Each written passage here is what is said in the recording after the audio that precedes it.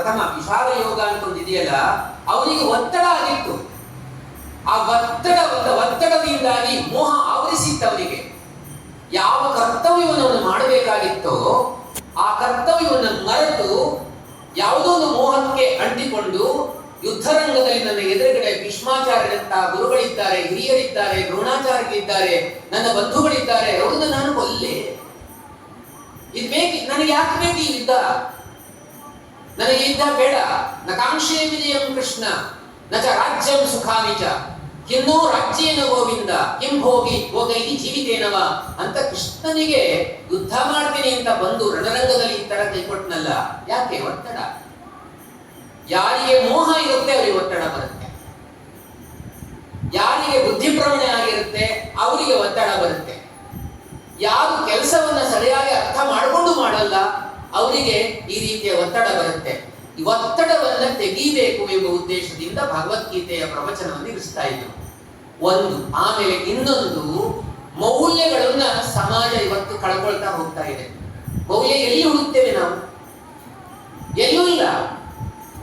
ಯಾರ ಮಾತು ಯಾರು ಕೇಳೋ ಪ್ರಶ್ನೆ ಇಲ್ಲ. ನಾವು ಬಾಲ್ಯದ ನಮ್ಗೆ ನೆನಪಿದೆ, ಹಿರಿಯರು ಏನಾದ್ರು ಆಡ್ಕೊಳ್ತಾರೆ ಅಂದ್ರೆ ನಾವು ಸರಿಯಾದ ದಾರಿಯಲ್ಲಿ ನಡೀತಾ ಇದ್ವಿ. ಇವತ್ತಿನ ಮಕ್ಕಳು ಯಾರಿಗೂ ಕೇರ್ ಮಾಡಲ್ಲ, ಹಿರಿಯರಿಗೆ ಬೆಲೆ ಇಲ್ಲ. ಹಾಗಾಗಿ ಸಮಾಜ ಕೆಟ್ಟ ರಾಡಿ ಅಂತ ಹೋಗಿದೆ. ವಿಶ್ವವಿದ್ಯಾಲಯಗಳಲ್ಲಿ ಕಲಿತು ಬಂದರೂ ಕೂಡ ಈ PhD ಇತ್ಯಾದಿ ವಿದ್ಯೆಗಳು ಅಹಂಕಾರವನ್ನು ಕಲಿಸುವ ವಿದ್ಯೆಗಳೇ ಆಗಿದ್ದಾವೆ ಹೊರತು ನಿಜವಾದ ಮೌಲ್ಯವನ್ನ, ವಿನಯಾದಿ ಮೌಲ್ಯಗಳನ್ನ ಕಲಿಸುವಂತದ್ದು ಇವತ್ತಿಲ್ಲ. ಮನೆಯಲ್ಲಿ ಅಜ್ಜ ಅಜ್ಜಿ ಇದ್ರಲ್ಲ, ಒಂದು ಯೂನಿವರ್ಸಿಟಿ, ಒಂದು ವಿಶ್ವವಿದ್ಯಾಲಯ ಕಲಿಸದೇ ಇದ್ದಷ್ಟು ಮೌಲ್ಯಗಳನ್ನ ಮೊಮ್ಮಕ್ಕಳಿಗೆ ತುಂಬಿಸ್ತಾ ಇದ್ರು. ಅಜ್ಜ ಅಜ್ಜಿನೇ ಇಟ್ಕೊಳ್ಳಿ ಬೇಗ. ಆಗ ನಮ್ಮ ಮಕ್ಕಳು ಬೀದಿ ಪಾಲಾಗಿದ್ದಾರೆ. ಬಾಲ್ಯದಲ್ಲಿ ಒಂದು ಸಂಸ್ಕಾರ ಕೊಟ್ರೆ ಆ ಮಕ್ಕಳು, ಸಂಸ್ಕಾರ ಇಲ್ಲದಿದ್ರೆ ಮಕ್ಕಳೇ ಅಲ್ಲ. ನಾ ಸೋಮೇಶ್ವರು ಒಂದ್ಸಲ ಮಾತಾಡುವಾಗ ಹೇಳ್ತಿದ್ರು, ನೀವು ಮಕ್ಕಳಿಗೆ ಏನು ಕೊಡದೇ ಇದ್ರು ತೊಂದರೆ ಇಲ್ಲ, ಒಂದು ಸಂಸ್ಕಾರ ಕಲಿಸ್ಕೊಡಿ ಅಂತ. ಸಂಸ್ಕಾರ ಅಂದ್ರೆ ದೊಡ್ಡ ಮಾತೇನಲ್ಲ, ಸಣ್ಣ ಸರಳ ವಿಚಾರ. ಯಾರಾದ್ರೂ ಹಿರಿಯರು ದಾರಿಯಲ್ಲಿ ಸಿಕ್ಕಾಗ ಆ ಹಿರಿಯರು ಮಗು ಹತ್ರ ಮಾತಾಡಿದ್ರೆ, ಏನ್ ಪುಟ ಚೆನ್ನಾಗಿದ್ಯಾ ಅಂದ್ರೆ, ನಾನು ಚೆನ್ನಾಗಿದ್ದೀನಿ ಅಂಕಲ್ ನೀವು ಚೆನ್ನಾಗಿದ್ದೀರಾ ಕೇಳ್ಬೇಕಂತ ಮಗು. ಇವತ್ತು ಕೇಳ್ತಾರ ಮಕ್ಕಳು? ಚೆನ್ನಾಗಿದ್ದೀನಿ ಕಂಡು ಹೊಡೋತಾ ಮುಂದುವರಿಸೆ ಆ ಕಲ್ಸೇ ಬರೋಣ. ನಾವು ಊಟ ಆಯ್ತಾ ಅಂತ ಕೇಳಿದ್ರೆ, ನಂದು ಊಟ ಆಯ್ತು ನಿಮ್ದು ಊಟ ಆಯ್ತಾ ಅಂತ ಕೇಳ್ಬೇಕಂತೆ. ಇದು ಸಣ್ಣ ಸಣ್ಣ ವಿಚಾರಗಳು. ಆಮೇಲೆ ಮತ್ತೆ ಮುಂದುವರಿಸಿ ಹೇಳ್ತಾರೆ, ನಾನು ಆ ಚಿಕ್ಕ ಮಗುವಿದ್ದ ಮನೆಗೆ ಹೋಗಿ ಗರಗಂಟೆಯನ್ನ ಹೊರಗಡೆ ಗೊತ್ತಿದಾಗ ಯಾವ್ದಾದ್ರೂ ಒಂದು ಮಗು ನಗುತ್ತಾ ಬಂದು ಬಾಗಿಲು ತೆಗೆದು ಬನ್ನಿ ಅಂಕಲ್ ಅಂತ ಕರೆದು ನಗುತ್ತಾ ಬಂದು ಕುರ್ಚಿ ಸೋಫಾ ಸೆಟ್ ಅನ್ನು ತೋರಿಸಿ ಕೂತ್ಕೊಳ್ಳಿ, ಫ್ಯಾನ್ ಹಾಕಲ್ಲ ಅಂತ ಫ್ಯಾನ್ ಹಾಕಿ ಒಂದ್ ಲೋಟ ನೀರು ತಂದ್ಕೊಡ್ಲ ಅಂತ ಕೇಳಿ ಆ ನೀರು ತಂದು ಕೊಟ್ಟು ಬಿಟ್ರೆ, ಆ ಮನೆ ಯಜಮಾನ ಹತ್ರ ಜಗಳ ಆಡಬೇಕು ಅಂತ ಹೋದ್ರು ಕೂಡ ನಾನು ಆ ಮಗುವಿನ ಮನಸ್ಸನ್ನು ನೋಡಿ ವಾಪಸ್ ಬರ್ತೀನಿ. ಅಷ್ಟು ಸಂಸ್ಕಾರ ಶಕ್ತಿ ಇದೆ. ಅಂತ ಸಂಸ್ಕಾರಗಳನ್ನು ಕೊಡುವಂತಹ ಮಹಾಪ್ರಬುದ್ಧವಾದ ಗ್ರಂಥ ಅದು. ಅರ್ಜುನಿಗೆ ಟೆನ್ಷನ್ ಆದಾಗ, ಒತ್ತಡ ಆದಾಗ, ಆ ಒತ್ತಡವನ್ನು ಎಷ್ಟು ಚೆನ್ನಾಗಿ ಕೃಷ್ಣ ವಿರಾಜಾಲವಾಗಿ ದೂರ ಮಾಡ್ದ.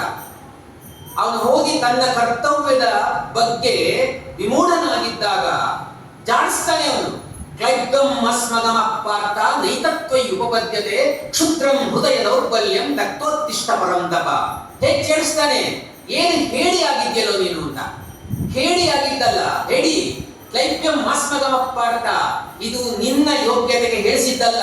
ನೀನು ಕ್ಷತ್ರಿಯ, ಧರ್ಮವನ್ನು ಕಾಪಾಡಬೇಕಾದ್ದು ನೀನು, ನನ್ನ ಕರ್ತವ್ಯ ನಿಂದು. ಈ ಕರ್ತವ್ಯ ಚ್ಯುತಿ ಆಗಬಾರದು ನಿನ್ನಿಂದ. ಕ್ಲೈಬ್ಯಂ ಅಸ್ಮಗಮ ಪಾರ್ಥ ನೈತತ್ವ ಉಪಪದ್ಯತೆ ಕ್ಷುದ್ರಂ ಹೃದಯ ದೌರ್ಬಲ್ಯಂ ತತ್ವೋತ್ತಿಷ್ಟ ಪರಂ ತಪ. ಹೃದಯ ದೌರ್ಬಲ್ಯ ಹೇಗೆ ಅರ್ಜುನಿಗಾಯ್ತೋ, ಇವತ್ತು ಸಮಾಜದಲ್ಲಿ ನಮ್ಮೆಲ್ಲರಿಗೂ ಹೃದಯ ದೌರ್ಬಲ್ಯ. ಯಾವುದಕ್ಕೂ ಧೈರ್ಯ ಇಲ್ಲ. ಅದಕ್ಕೆ ಗೀತೆ ಓದಿದ್ರೆ ಮೊದಲು ಹೇಳಿದ್ರಲ್ಲ, ಭಯ ಶೋಕಾದಿ ವರ್ಜಿತ. ಈ ಗೀತಾಶಾಸ್ತ್ರ ಭಯವನ್ನ, ಶೋಕವನ್ನ ದೂರ ಮಾಡುತ್ತೆ. ಇಡೀ ಜೀವನದಲ್ಲಿ ನಮ್ಮನ್ನ ಅಧಃಪತನಕ್ಕೆ ಒಯ್ಯೋದು ಎರಡು, ಒಂದು ಭಯ, ಒಂದೊಂದು ದುಃಖ. ಇದು ಬಿಟ್ಟ ಜೀವನ ಇಲ್ವಲ್ಲ. ಭಯ, ಯಾವುದಕ್ಕೆಲ್ಲ ಭಯ? ನಾವೇನಾದ್ರೂ ಪಡ್ಕೊಂಡಿದ್ದು ಕಳೆದೋಗುತ್ತೆ ಅಂತ ಭಯ, ಈಗೆಲ್ಲಾದ್ರೂ ಸತ್ತೋಗ್ಬಿಡ್ತೀವೇನೋ ಅಂತ ಭಯ. ಈ ಸತ್ತೋಗ್ಬಿಡ್ತೀವಿ ಅನ್ನೋ ಭಯ ಇದೆಯಲ್ಲ, ನಾನು ಸಾಯಿಸ್ತೀನಿ ಎಂಬ ಭಯ ಇದೆಯಲ್ಲ ಅರ್ಜುನಿಗೆ, ಅದನ್ನು ದೂರ ಮಾಡ್ದ ಕೃಷ್ಣ. ಭಯ ದೂರ ಆಯ್ತು. ದುಃಖ, ಅಯ್ಯೋ ಇಂಥವನ್ನೆಲ್ಲ ಕೊಂದಿದ್ದೀನಲ್ಲ, ಯಾವ ಪಾಪಕ್ಕೆ ಹೋಗ್ಲಿ, ನನಗೆ ಆ ನರಕವೇ ಬೇಡ. ಯದಿಮಾಮ ಪ್ರತೀಕಾರಂ ಅಶಸ್ತ್ರಂ ಶಸ್ತ್ರಪಾಣಯ ರಾತ್ರಾಶ್ರ ರಣಯಹನ್ಯು ತನ್ನೇ ಕ್ಷೇಮತರಂ ಭವೇತ್ ಅಂತ ಹೇಳ್ತಾನೆ. ಕೊನೆಗೆ ನಿರ್ಧಾರ ಮಾಡಿ, ನಾನು ಶಸ್ತ್ರ ಸನ್ಯಾಸ ಮಾಡ್ತೇನೆ. ನಾನು ಶಸ್ತ್ರ ಸನ್ಯಾಸ ಮಾಡಿದ್ದನ್ನು ನೋಡಿಕೊಂಡು ದುರ್ಯೋಧನಾದಿಗಳು ನನ್ನನ್ನ ಕೊಂದ್ರೂ ನನಗೆ ಬೇಸರ ಇಲ್ಲ, ಅದೇ ನನಗೆ ಕ್ಷೇಮ ಅನ್ನುವ ಮಟ್ಟಕ್ಕೆ ಬಂದಲ್ಲ. ಅವನನ್ನ ಆ ತರಬೇತಿ ಕೊಟ್ಟು, ಇದು ತರಬೇತಿ ಅರ್ಜುನಿಗೆ ಮಾತ್ರ ಅಲ್ಲ, ಇದು ನಮಗೆ. ಅರ್ಜುನ ನೆವಾಗಿಟ್ಟುಕೊಂಡು ಅಲ್ಲಿ ಹೇಳ್ತಾರಲ್ಲ ಏನೆಲ್ಲ ಇದೆ ಅದರೊಳಗೆ ಅಂತ ಆ ಮಹತ್ವ ಹೇಳ್ತಾರೆ. ಸರ್ವೋಪನಿಷದೋ ಗಾವಃ ದೋಗ್ಧ ಗೋಪಾಲನಂದನ ಪಾರ್ಥೋ ವತ್ಸಃ ಸುದೀರ್ಘೋಕ್ತ ದುಗ್ಧಂ ಗೀತಾಮೃತಂ ಮಹತ್. ಈ ಗೀತೆ ಏನೆಲ್ಲ ಸತ್ವ ಇದೆ ಅಂತ. ಭಗವದ್ಗೀತಾ ಕಿಂಚಿದೀತ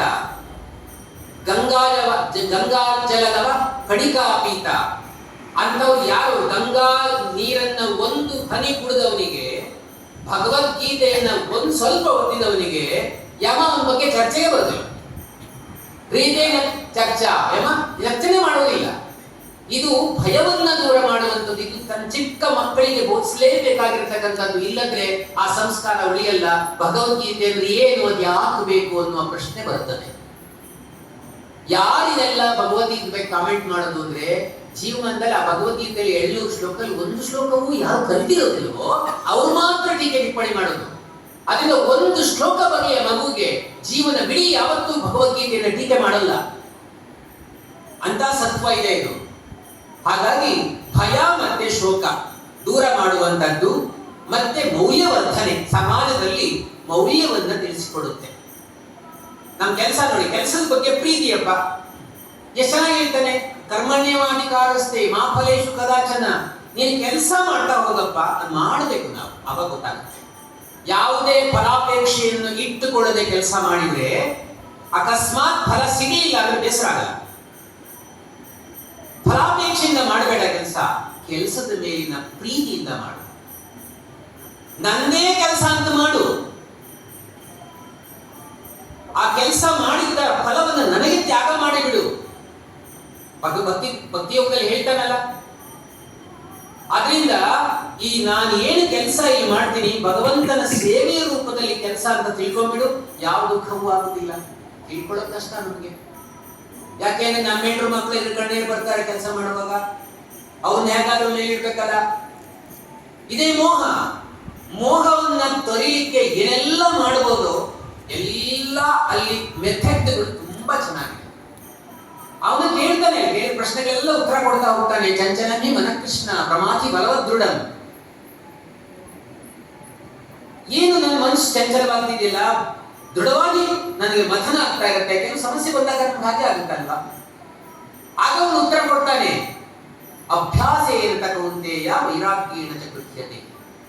ಮನಸ್ಸನ್ನು ನಿಗ್ರಹಿಸೋದು ಹೇಗೆ, ನಿಗ್ರಹ ಶಕ್ತಿ ಹೇಗೆ ಮಾಡೋದು ಅಂದ್ರೆ ನಿರಂತರ ಅಭ್ಯಾಸ ಮಾಡಬೇಕು. ಇಲ್ಲಿ ಹೇಳಿದ್ರಲ್ಲ, ಎಷ್ಟು ವರ್ಷಗಳಿಂದ ರಾಮನಾಮಗಳನ್ನ ಇಲ್ಲಿ ಸಪ್ತಾಹ ಮಾಡ್ತಿದ್ದಾರೆ ಅಂತ. ಇವತ್ತು ಮಾಡಿ ನೋಡು, ಇವತ್ತು ಹುಡುಗರು ಯಾಕೆ ಕೂತ್ಕೊಳ್ಳಕ್ಕೆ ಆಗಲ್ವಲ್ಲ. ಎಲ್ದ ಮೇಲೆ ಕೂತ್ಕೊಂಡ್ರೆ ಗಂಟು ನೋವು. ನಾವೇ ಮಾಡ್ಕೊಂಡಿದ್ದು ಎಲ್ಲ ನಮ್ಮ ದೇಹದ ಕೆಲಸಗಳನ್ನೆಲ್ಲ ಯಂತ್ರಕ್ಕೆ ಕೊಟ್ಟು, ಆ ಯಂತ್ರವೇ ನಮ್ಮ ಕೊನೆಗೆ ನರ್ಸಿಂಗ್ ಹೋಮ್ ಅಲ್ಲಿ ಯಂತ್ರವೇ ನಮ್ಮನ್ನ ಬಲಿ ತಗೊಳುತ್ತೆ. ಸತ್ತೋದ್ಮೇಲೂ ಮುಗಿ ಒಂದು ಕ್ಯಾಪ್ ಹಾಕಿಟ್ಕೊಂಡು 4 ದಿವಸ ಇಟ್ಕೊಂಡು ಬಿಲ್ ಮಾಡಿ ಕೊಡ್ತಾರೆ. ಪೂರ್ತಿ ಯಂತ್ರಮಯ. ನಡೆಯುವುದಿಲ್ಲ ಯಾರು ಈಗ. ಇವತ್ತಿನ ಮಕ್ಕಳು ನಡೆಯಲ್ಲ. ದಿನಕ್ಕೆ ಎಷ್ಟು ನಡೀಬೇಕು. ನಾವೆಲ್ಲ ಹೈಸ್ಕೂಲಿಗೆ ಹೋಗ್ಬೇಕಾದ್ರೆ 6 ಕಿಲೋಮೀಟರ್ ಹೋಗಿ ನಡ್ಕೊಂಡು ಬರ್ತಿದ್ವಿ, 12 ಕಿಲೋಮೀಟರ್ ನಡೀತಿದ್ವಿ. ಇವತ್ತು ನಾನು 10 ಕಿಲೋಮೀಟರ್ ನಡೆಯಬಲ್ಲ ಧೈರ್ಯ ಇದೆ.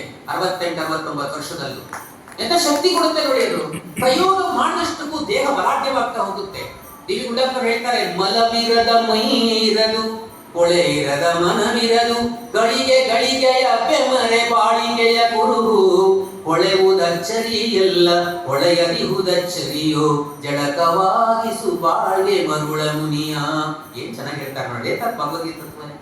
ಮಲವಿರದ ಮೈರದು ಕೊಳೆ ಇರದ ಮನವಿರದು, ಗಳಿಗೆ ಗಳಿಗೆಯ ಬೆಮರೆ ಬಾಳಿಗೆಯ ಕುರುಹು, ಕೊಳೆವುದಚ್ಚರಿಯಲ್ಲ ಕೊಳೆಯದಿಹುದಚ್ಚರಿಯೋ, ಜಳಕವಾಗಿಸು ಬಾಳ್ಗೆ ಮರುಳ ಮುನಿಯ. ಮೈ ಅಂದ್ರೆ ಕೊಳೆ ಆಗ್ಲೇಬೇಕಂತೆ.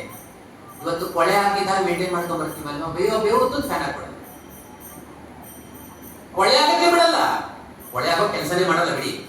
ಮಲವಿರದ ಮೈರದು, ಕೊಳೆ ಇರದ ಮನವಿರದು. ಮೈ ಕೊಳೆ ಆದ ಹಾಗೆ ಮನಸ್ಸು ಕೊಳೆ ಆಗ್ತಾ ಇರುತ್ತೆ. ಒಂದು ಮನೆ ಕಟ್ಟಿದ್ರೆ ದಿವಸ ಬೆಳಗ್ಗೆ ಇಡೀ ಸುಡಿ ಇಟ್ಕೊಂಡು ಗುಡಿಸ್ಬೇಕಲ್ಲ, ಕ್ಲೀನ್ ಮಾಡ್ಬೇಕಲ್ಲ, ಒರೆಸ್ಬೇಕಲ್ಲ. ಮನೇನ ಹೇಗೆ ಕ್ಲೀನ್ ಮಾಡ್ತೀವೋ ಮನಸ್ಸನ್ನು ಕ್ಲೀನ್ ಮಾಡಬೇಕು. ಕ್ಲೀನ್ ಮಾಡೋದು ಹೇಗೆ? ಇಂಥ ಕೆಲಸಗಳನ್ನು ಮಾಡೋದ್ರ ಮೂಲಕ. ರಾಮನಲ್ಲಿಯೇ ನಮ್ಮ ಮನಸ್ಸು ನೆಟ್ಟು ಬಿಟ್ರೆ ಅದಷ್ಟು ಕಾಲ ನಮ್ಗೆ ಸಂಸಾರ ತಾಪತ್ರೆ ನೆನಪಾಗಲ್ಲ. ಮನೆಯ ಸಂಸಾರದಲ್ಲಿ ವಾಸವಿರುತ್ತಾಗಾಗ ನೆನೆದು ನಿಂದೆ ಗುಲಗೆ ಹೋಗಿ ಬರುವಂತೆ, ದಿನವೆಲ್ಲ ದೇವ ಸನ್ನಿಧಿಯೊಳಿರುತ್ತಾಗಾಗ ಮನೆಗೆ ಬರುವನವರಿರು ಮಂಕುತಿಮ್ಮ. ದೇವಸ್ಥಾನಕ್ಕೆ ಹೇಗೆ ಬರ್ಬೇಕು ಅಂತ ಹೇಳ್ತಾರೆ ನೋಡಿ. ಮನೆಯ ಸಂಸಾರದಲ್ಲಿ ವಾಸವಿರುತ್ತಾಗಾಗ, ಮನೆಯಲ್ಲಿ ವಾಸವಾಗ್ತಿರ್ಬೇಕಾದ್ರೆ ಆಗಾಗ ದೇವಸ್ಥಾನಕ್ಕೆ ದರ್ಶನ ಮಾಡ್ಕೊಂಡು ಹೋಗ್ತೀವಿ ನಾವು. ಮನೆಯ ಸಂಸಾರದಲ್ಲಿ ವಾಸವಿರುತ್ತಾಗಾಗ ನೆನೆದು ನಿಂತೆ ಗುಲಕ್ಕೆ ಹೋಗಿ ಬರುವಂತೆ. ಆಗಾಗ ದೇವರು ನೆನಪಾಗ್ತಾರೆ. ಹೋಗಿ ಬರ್ತೀವಲ್ಲ ಶುಕ್ರವಾರ ಸೋಮವಾರ, ಅದು ಜ್ಯೋತಿಷ್ಯರು ಹೇಳಿದಂತೂ ಶನಿ ಕಾಟ ನೆಗೆ ದಿವಸ ಶನಿವಾರ ಸುತ್ತು ಆಂಜನೇಯ ದೇವಸ್ಥಾನಕ್ಕೆ ಅಂದಾಗ ಬಂದು ರಶ್ ಜಾಸ್ತಿ ಆಗುತ್ತೆ, ಅಲ್ಲಿವರೆಗೆ ಬರಲ್ಲ. ಮನೆಯ ಸಂಸಾರದಲ್ಲಿ ವಾಸವಿರುತ್ತಾಗಾಗ ನೆನೆದು ನಿಂತೆ ಗುಲಕ್ಕೆ ಹೋಗಿ ಬರುವಂತೆ, ದಿನವೆಲ್ಲ ದೇವ ಸನ್ನಿಧಿಯೊಳಿರುತ್ತಾಗಾಗ ಮನೆಗೆ ಬರುವನವರಿರು ಮಂಕುತಿಮ್ಮ. ಒತ್ತಡ ಕಳ್ಕೊಳ್ಳೋದು ಹೇಗೆ ನೋಡಿ.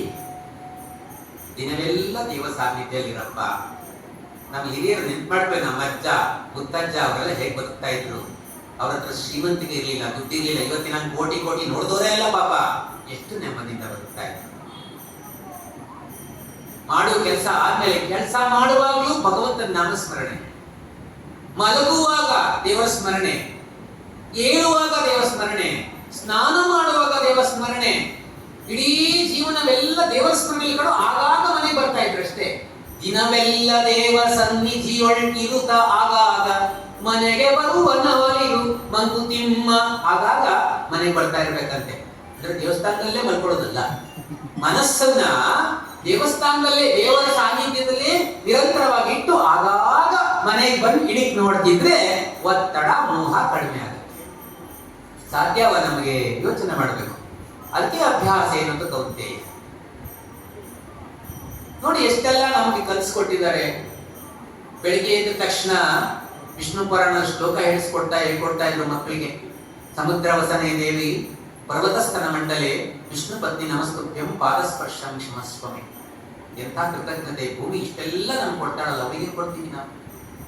ಕೊನೆ ಪಕ್ಷ ಕೃತಜ್ಞತೆಯನ್ನು ಅರ್ಪಿಸಿಲ್ಲ ಅಂತಂದ್ರೆ ಎಂಥ ಕೃತಜ್ಞರಾಗಿಬಿಡ್ತೀವಿ ನಾವು.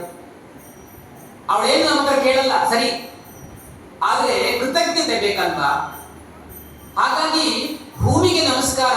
ನೀನ್ ಇಲ್ಲ ಅಂದ್ರೆ 9 ತಿಂಗಳು ಅಮ್ಮ ನಮ್ಮನ್ನು ಇಟ್ಕೊಂಡಿದ್ರು. ಅಮ್ಮ ಹೊರಗಡೆ ಹಾಕಿದ ತಕ್ಷಣ ನಾವು ಕೊನೆ ಉಸಿರು ಇರುವವರೆಗೂ ಕೂಡ ಭೂತಾಯಿಯಲ್ಲ ನೋಡೋದು. ಭೂಮಿ ಇಲ್ಲ ಅಂದ್ರೆ ನಮ್ಮ ಬದುಕಿಲ್ಲ. ಭೂಮಿ, ವನಸ್ಪತಿ, ಹಕ್ಕಿಗಳು, ಪ್ರಾಣಿ ಪಕ್ಷಿಗಳು ಎಲ್ಲ ಸೃಷ್ಟಿಯಾದ್ಮೇಲೆ ಕೊನೆಗೆ ಮನುಷ್ಯನ ಸೃಷ್ಟಿ ಮಾಡಿದಂತೆ ಭಗವಂತ. ಅವನು ರಕ್ಷಣೆ ಮಾಡಿ ಇಟ್ಕೊಂಡ್ರೆ ಇವನು ಬದುಕ್ತಾನೆ. ಇವತ್ತೇನಾಗ್ತಾ ಇದೆ, ಪರಿಸರವನ್ನು ಹಾಳು ಮಾಡಿ ಹಾಕ್ತಿದ್ದಾನೆ. ಅವನ ನಾಶಕ್ಕೆ ಅವನೇ ಕಾರ್ಯ ಕೊಟ್ಟುಕೊಂಡ. ಹಾಗಾಗಿ ಪ್ರತಿ ಹಂತದಲ್ಲೂ ದೇವಸ್ಮರಣೆ. ಬೆಳಗ್ಗೆ ಎದ್ದ ತಕ್ಷಣ ಮಲಗುವಾಗ ಹೇಳ್ಕೊಡ್ತಿದ್ರಲ್ಲ, ಬೆಳಗ್ಗೆ ಎದ್ದಾಗ ಕರಾಗ್ರೆ ವಸತಿ ಲಕ್ಷ್ಮಿ. ಈಗ ಹೇಳಿ ನೋಡಯ್ಯ ಮಕ್ಕಳು, ಅರ್ಥವೇ ಇಲ್ಲ ಅಂತಾರ. ಬೇಕಾದ್ರೆ ಅದರ ಮೆಸೇಜ್ ತಿಕ್ತಾ ಕೂತ್ಕೊಳ್ತಿದ್ದಾರೆ, ಏನ್ ಕಡಿತಾರ ಗೊತ್ತಿಲ್ಲ. ಆ ಶಿಸ್ತು ಹೊರಟೋಗಿದೆ. ನಮ್ಗೆ ಸ್ನಾನ ಮಾಡೋದು ನಮ್ಮ ಅಜ್ಜ ಹೇಳ್ಕೊಟ್ಟಿದ್ರು. ಅದು ಎಷ್ಟು ಖುಷಿ ಆಗುತ್ತೆ ಅದನ್ನ ಕೇಳಕ್ಕೆ. ನಮ್ಗೆ ಈಗ ಹೇಳಕ್ ಹೋದ್ರೆ ಬರಲ್ಲ ಅದು. ಆ ಶ್ಲೋಕದ ಮುಖಾಂತರ ಎಷ್ಟು ನದಿಗಳು ಇದಾವೆ ಅಂತ ಹೇಗೆ ಬಾಯಿಗೆ ಬರ್ತಿತ್ತು. ಗಂಗಾ, ಸಿಂಧು, ಸರಸ್ವತಿ ಚ, ಯಮುನಾ, ಗೋದಾವರಿ, ನರ್ಮದಾ, ಕೃಷ್ಣ, ಭೀಮರತಿ ಚ, ಬಂದು ಸರಿಯು, ಶ್ರೀಗಂಡಕಿ, ಗೋಮತಿ, ಕಾವೇರಿ, ಕಪಿಲಾ, ಪ್ರಯಾಗ, ವನಿತಾ, ನೇತ್ರಾವತಿ ಇತ್ಯಾದಿ ನದ್ಯಶ್ರೀ ಹರಿಪಾದ ಪಂಕಜ ಭವ ಕುರುವಂತು ನೋ ಮಂಗಳಂ. ಸ್ನಾನ ಮಾಡ್ತಾ ಈ ಶ್ಲೋಕ ಹೇಳುವಂತ. ಏನ್ ತೊಂದ್ರೆ, ಏನ್ ಕಷ್ಟ ನಮಗೆ. ನಿದ್ದೆ ಮಾಡ್ತಾನೆ ಆ ಭಗವಂತನ ನಾಮಸ್ಮರಣೆ ಮಾಡಿ ಬೇಗ ನಿದ್ದೆ ಬರುತ್ತೆ. ಪ್ರಾಬ್ಲಮ್ ಇದೆಯಲ್ಲ, ನಿದ್ದೆ ಬರಲ್ಲ ಅಂತ. ಇದು ಸಾಲ್ವೇಷನ್. ಡಾಕ್ಟರ್ ಹತ್ರ 2 ಕಾರಣಕ್ಕೆ ಹೋಗ್ತಾರೆ ಈಗ ಜನ. ನಿದ್ದೆ ಬರಲ್ಲ, ರಾತ್ರಿ ಹಸಿವೆ ಆಗಲ್ಲ. ಒಂದಕ್ಕೊಂದು ಕನೆಕ್ಷನ್ ಇದೆ. ಹಸಿವೆ ಆಗುವ ಕೆಲಸ ಮಾಡಿದ್ರೆ ಹಸಿವೆ ಆಗತ್ತೆ, ಹಸಿವೆ ಆದ್ರೆ ಊಟ ಸೇರುತ್ತೆ, ಊಟ ಸೇರಿದ್ರೆ ಚೆನ್ನಾಗಿದೆ ಬರುತ್ತೆ. ಇಲ್ಲೇ ಕೆಟ್ಟಿದೀವಿ ನಾವು. ಅದಕ್ಕೆ ಮಲವಿರದ ಮೈ ಇರದು, ಕೊಳೆ ಇರದ ಮನವಿರದು, ಗಳಿಗೆ ಗಳಿಗೆಯ ಬೆಮರೆ ಬಾಳಿಗೆಯ ಕೊಡುಗು. ನಮ್ ದೇಹ ಗಳಿಗೆ ಬೆವರ್ತಾ ಇರ್ಬೇಕಂತೆ, ಸೆಕೆಯಿಂದ ಅಲ್ಲ. ಕೆಲಸ ಮಾಡಿ ಬೆವರ ಹನಿ ಎಷ್ಟು ಬೀಳುತ್ತೋ ಭೂಮಿಗೆ ಅಷ್ಟು ತೃಪ್ತಿ ಅಂತೆ, ಖುಷಿ ಅಂತ ಅವಳಿಗೆ. ಆ ಬೆವರ ಹನಿ ಸುರಿಸಿದ್ರೆ ಆ ಸುರಿಸುವಿಕೆಗೆ ತೃಪ್ತಿಯಾಗಿ ನಮಗೆ ಆರೋಗ್ಯವನ್ನು ದಯಪಾಲಿಸ್ತಾಳೆ ಭೂಮಿ ಅಂತ. ಇದೆಲ್ಲ ನಮ್ಮ ನಿತ್ಯ ಜೀವನದಲ್ಲಿ ಅಳವಡಿಸಿಕೊಂಡು ಬಿಟ್ಟಾಕಿದೀವಿ. ಹೊಸದೇನಿದೆ?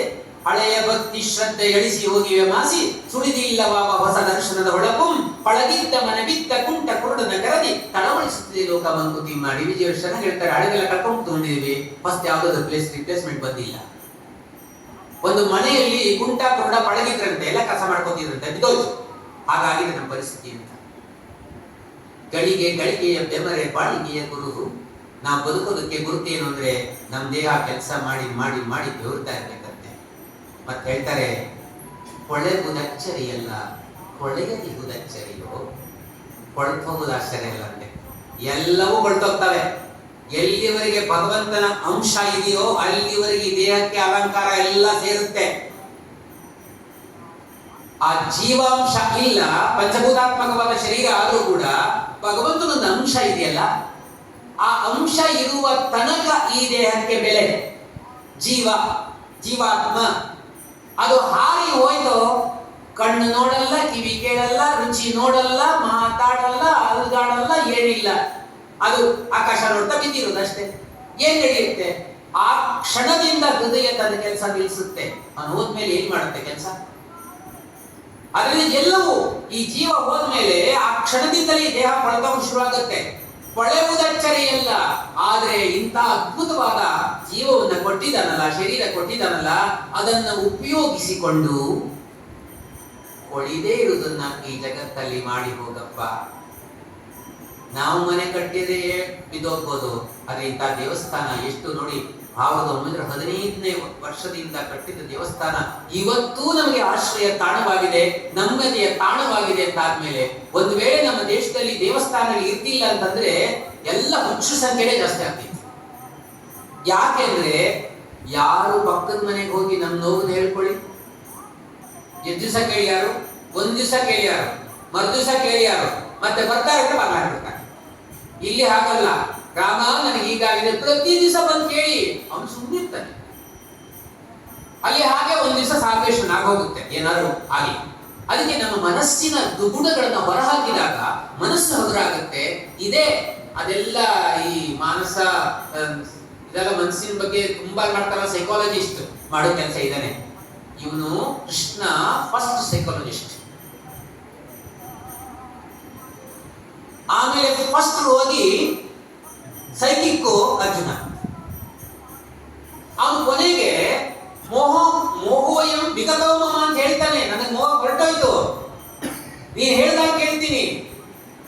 ಶಿಷ್ಯತ್ವಕ್ಕೆ ಸಮರ್ಪಣೆ ಮಾಡಿಕೊಂಡ ಶಾದಿಮಾಂ ತ್ವಾಂ ಪ್ರಪನ್ನಂ, ನಿನಗೆ ನಾನು ಸರೆಂಡರ್ ಆಗ್ತಾ ಇದ್ದೀನಿ, ನನ್ನನ್ನು ರಕ್ಷಣೆ ಮಾಡು.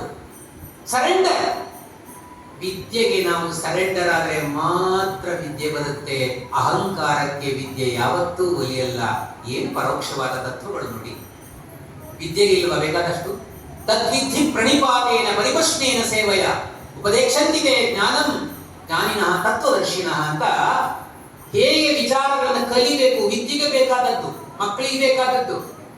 ಈ ವಿದ್ಯೆಯನ್ನ ಕಲಿಬೇಕಾದ್ರೆ, ಒಳ್ಳೆಯ ವಿಚಾರಗಳನ್ನ ಕಲಿಬೇಕಾದ್ರೆ ಹೇಗೆ ಕಲಿಬೇಕು ಕೃಷ್ಣ ಅರ್ಜುನಿಗೆ ಹೇಳುವಾಗ ನಮಗೆ ಅದು ಹೇಳಿದಾಗೆ ತದ್ವಿಧಿ ಪ್ರಣಿಪಾತೇನ. ಮೊದಲು ಹೇಳದೆ ನಮಸ್ಕಾರ ಮಾಡು, ನೀನು ವಿನಯಶಾಲಿ ಆಗು. ಸರಸ್ವತಿ ಒಲಿಯುವುದು ವಿನಯಕ್ಕೆ ಮಾತ್ರ. ಯಾರಲ್ಲಿ ಸರಸ್ವತಿ ಸಾಕ್ಷಾತ್ಕಾರ ಆಗಿರ್ತಾಳೆ ಅವರು ವಿನಯಶಾಲಿಗಳಾಗಿರ್ತಾರೆ. ಈ ಲಕ್ಷ್ಮಿ ಇದ್ದಾಳಲ್ಲ, ಮಹಾಕನ್ನಿಗಳು, ಬಂದ್ಲೋ ಅಹಂಕಾರ ಬರಕ್ ಶುರುವಾಗುತ್ತೆ. ಅಧಿಕಾರ ಲಕ್ಷ್ಮಿ, ಸಂಪತ್ ಲಕ್ಷ್ಮಿ ಇವೆಲ್ಲ ಇದಾರಲ್ಲ. ಯೌವನಂ ಧನ ಸಂಪತ್ತಿ ಪ್ರಭುತ್ವಂ ಅವಿವೇಕಿತ ಏಕೈಕಮಂ ಪದತ್ಥಾಯ ಕಿಂ ಯತ್ರ ಚತುಷ್ಟಯಂ. ಯೌವನ, ಧನ ಸಂಪತ್ತು, ಪ್ರಭುತ್ವ, ಅವಿವೇಕತ, ಇಷ್ಟು ಒಂದಿದ್ರೆ ಸಾಕಂತೆ ನಾಶ ಮಾಡಕ್ಕೆ. ಅವೆಲ್ಲ ಅಹಂಕಾರವನ್ನ ಕೊಡುವಂತವುಗಳು. ನಿಜವಾದ ವಿದ್ಯೆ, ಭಾರತೀಯ ವಿದ್ಯೆಗಳಿದಾವಲ್ಲ ನೋಡಿ, ಇವತ್ತು ನೋಡಿ ಯಾರು ಸಂಗೀತ ಕಲಿತಾರೆ, ಭರತನಾಟ್ಯ ಕಲಿತಾರೆ, ಅವ್ರು ಹೋಗಿ ಆ ಮಕ್ಕಳನ್ನು ನೋಡ್ರಿ, ಕಲಿಸ್ತಾರಲ್ಲಿಂದ ಅವ್ರ ಗುರುಗಳಿಗೆ ನಮಸ್ಕಾರ ಮೊದಲು ಮಾಡಿದ ಮೇಲೆ ಪಾಠ.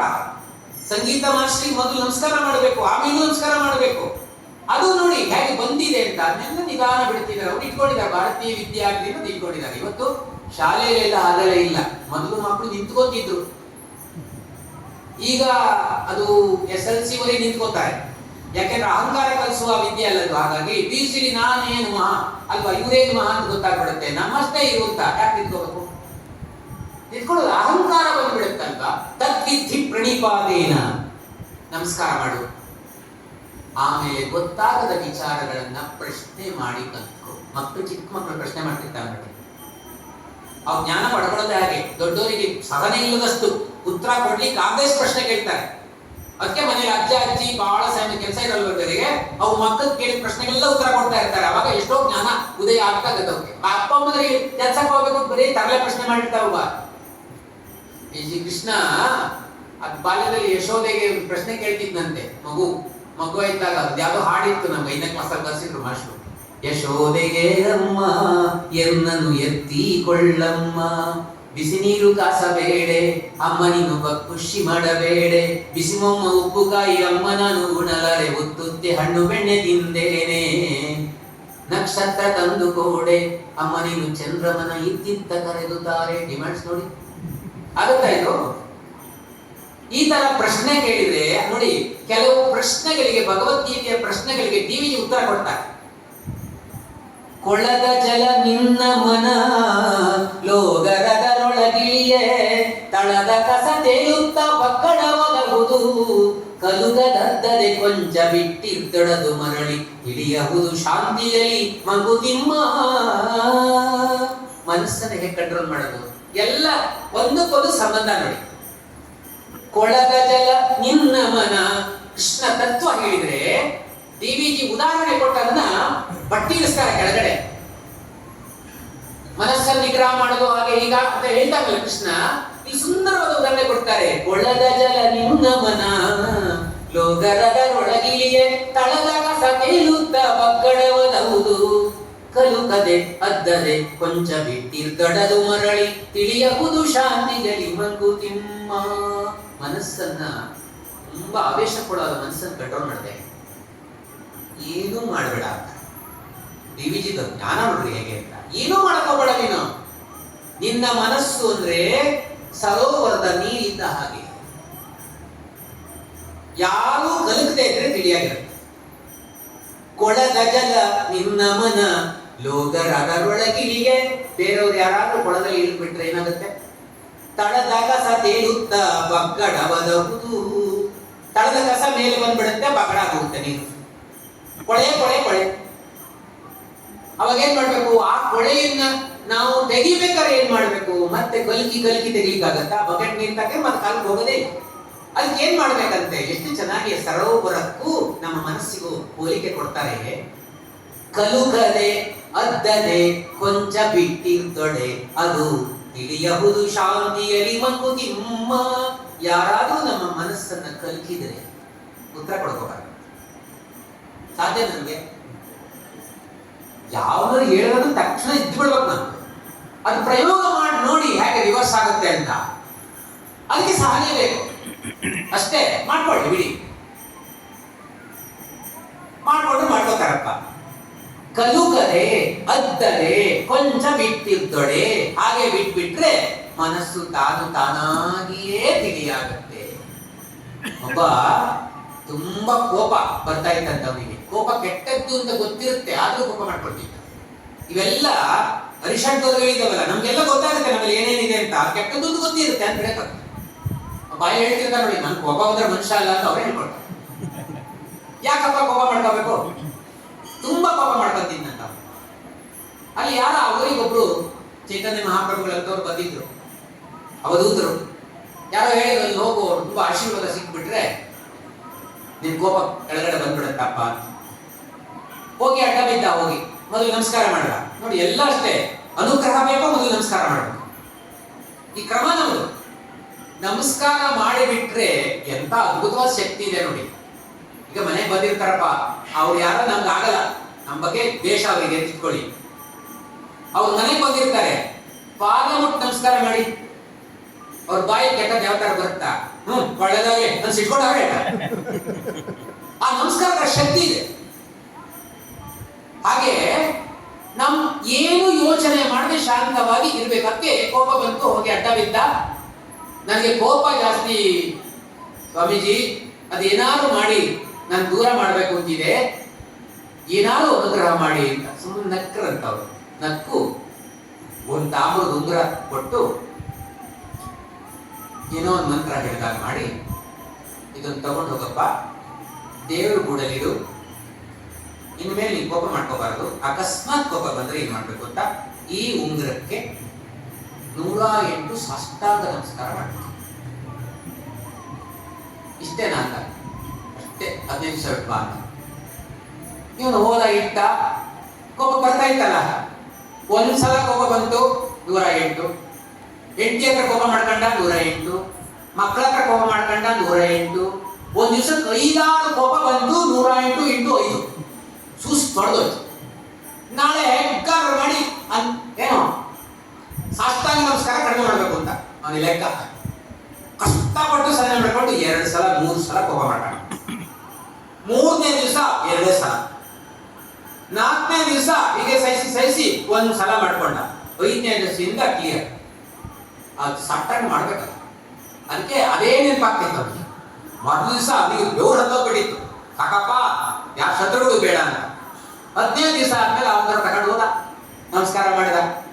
ಏನು ಅದ್ಭುತವಾದ ಶಕ್ತಿ ಇದೆ ಸ್ವಾಮೀಜಿ, ನಿಮ್ಮ ಉಂಗುರಕ್ಕೆ ಯಾವ ಮಂತ್ರ ಹೇಳಿ ನನಗೂ ಉಪದೇಶ ಮಾಡಿ, ನಾನು 10 ಜನರಿಗೆ ಅದನ್ನ ಕೋಪ ಕೆಳಗಡೆ ಇಳಿಸಿ ಪ್ರಯತ್ನ ಮಾಡ್ತೀನಿ ಅಂತ.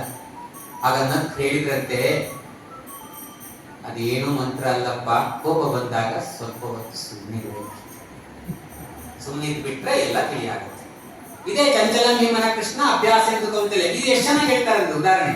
ಬದುಕಿಗಾರ ನಾಯಕರು ಏಕನೋ ಅನೇಕರು, ವಿಧಿಯ ಪೌರುಷವೋ ದೈವವೋ ಅಂದ ಫಲವೋ, ಕುದುರುವುದೆಂದು ಈ ಅವ್ಯವಸ್ಥೆಯ ಪಾಡು, ಅಧಿಬುದಿಯ ಗತಿ ಏನು ಮಂಕುತಿಮ್ಮ ಅಂತ ಪ್ರಶ್ನೆ ಮಾಡ್ತಾರೆ. ಯಾರು ಬದುಕಿಗೆ ನಾಯಕರು ಅಂತ?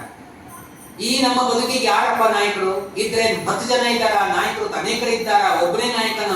ಅಲ್ಲಿ ಭಗವದ್ಗೀತೆಗೆ ಉತ್ತರ ಸಿಗುತ್ತಲ್ವಾ, ಸರ್ವಧರ್ಮಾನ್ ಪರಿತ್ಯಜ್ಯ ಮಾಮೇಕಂ ಶರಣಂ ವ್ರಜ ಅಹಂ ತ್ವಾ ಸರ್ವಪಾಪೇಭ್ಯೋ ಮೋಕ್ಷಯಿಷ್ಯಾಮಿ ಮಾ ಶುಚಃ.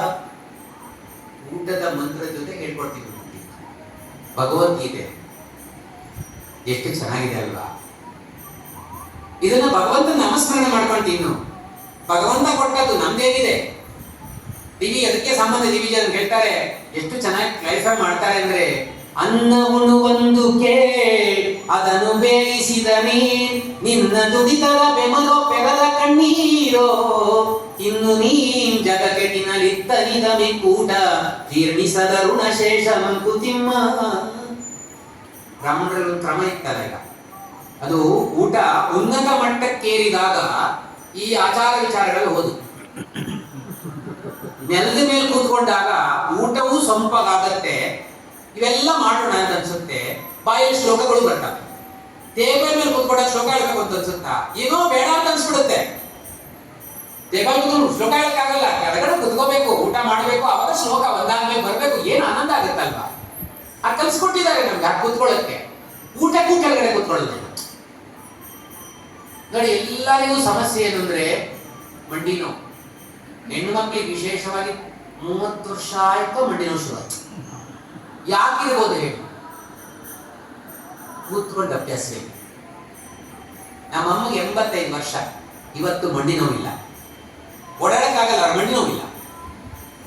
ನಮ್ಮ ಆಕೆಗೆ ಮಂಡಿ ನೋವು 10 ವರ್ಷ ಆಯ್ತು. ಯಾಕೆ? ಮನೆ ವ್ಯವಸ್ಥೆ, ಎಲ್ಲ ವ್ಯವಸ್ಥೆ ಇರುತ್ತಲ್ಲ. ನಿಂತ್ಕೊಂಡು ಅಡಿಗೆ ಮಾಡಿ ಶುರು ಮಾಡಿದ ಮೇಲೆ ಆ ದೇಹ, ಆ ಗಂಡು ದೇಹದ ಭಾರವನ್ನು ಎಷ್ಟು ತಡಕೊಂಡಿತ್ತು.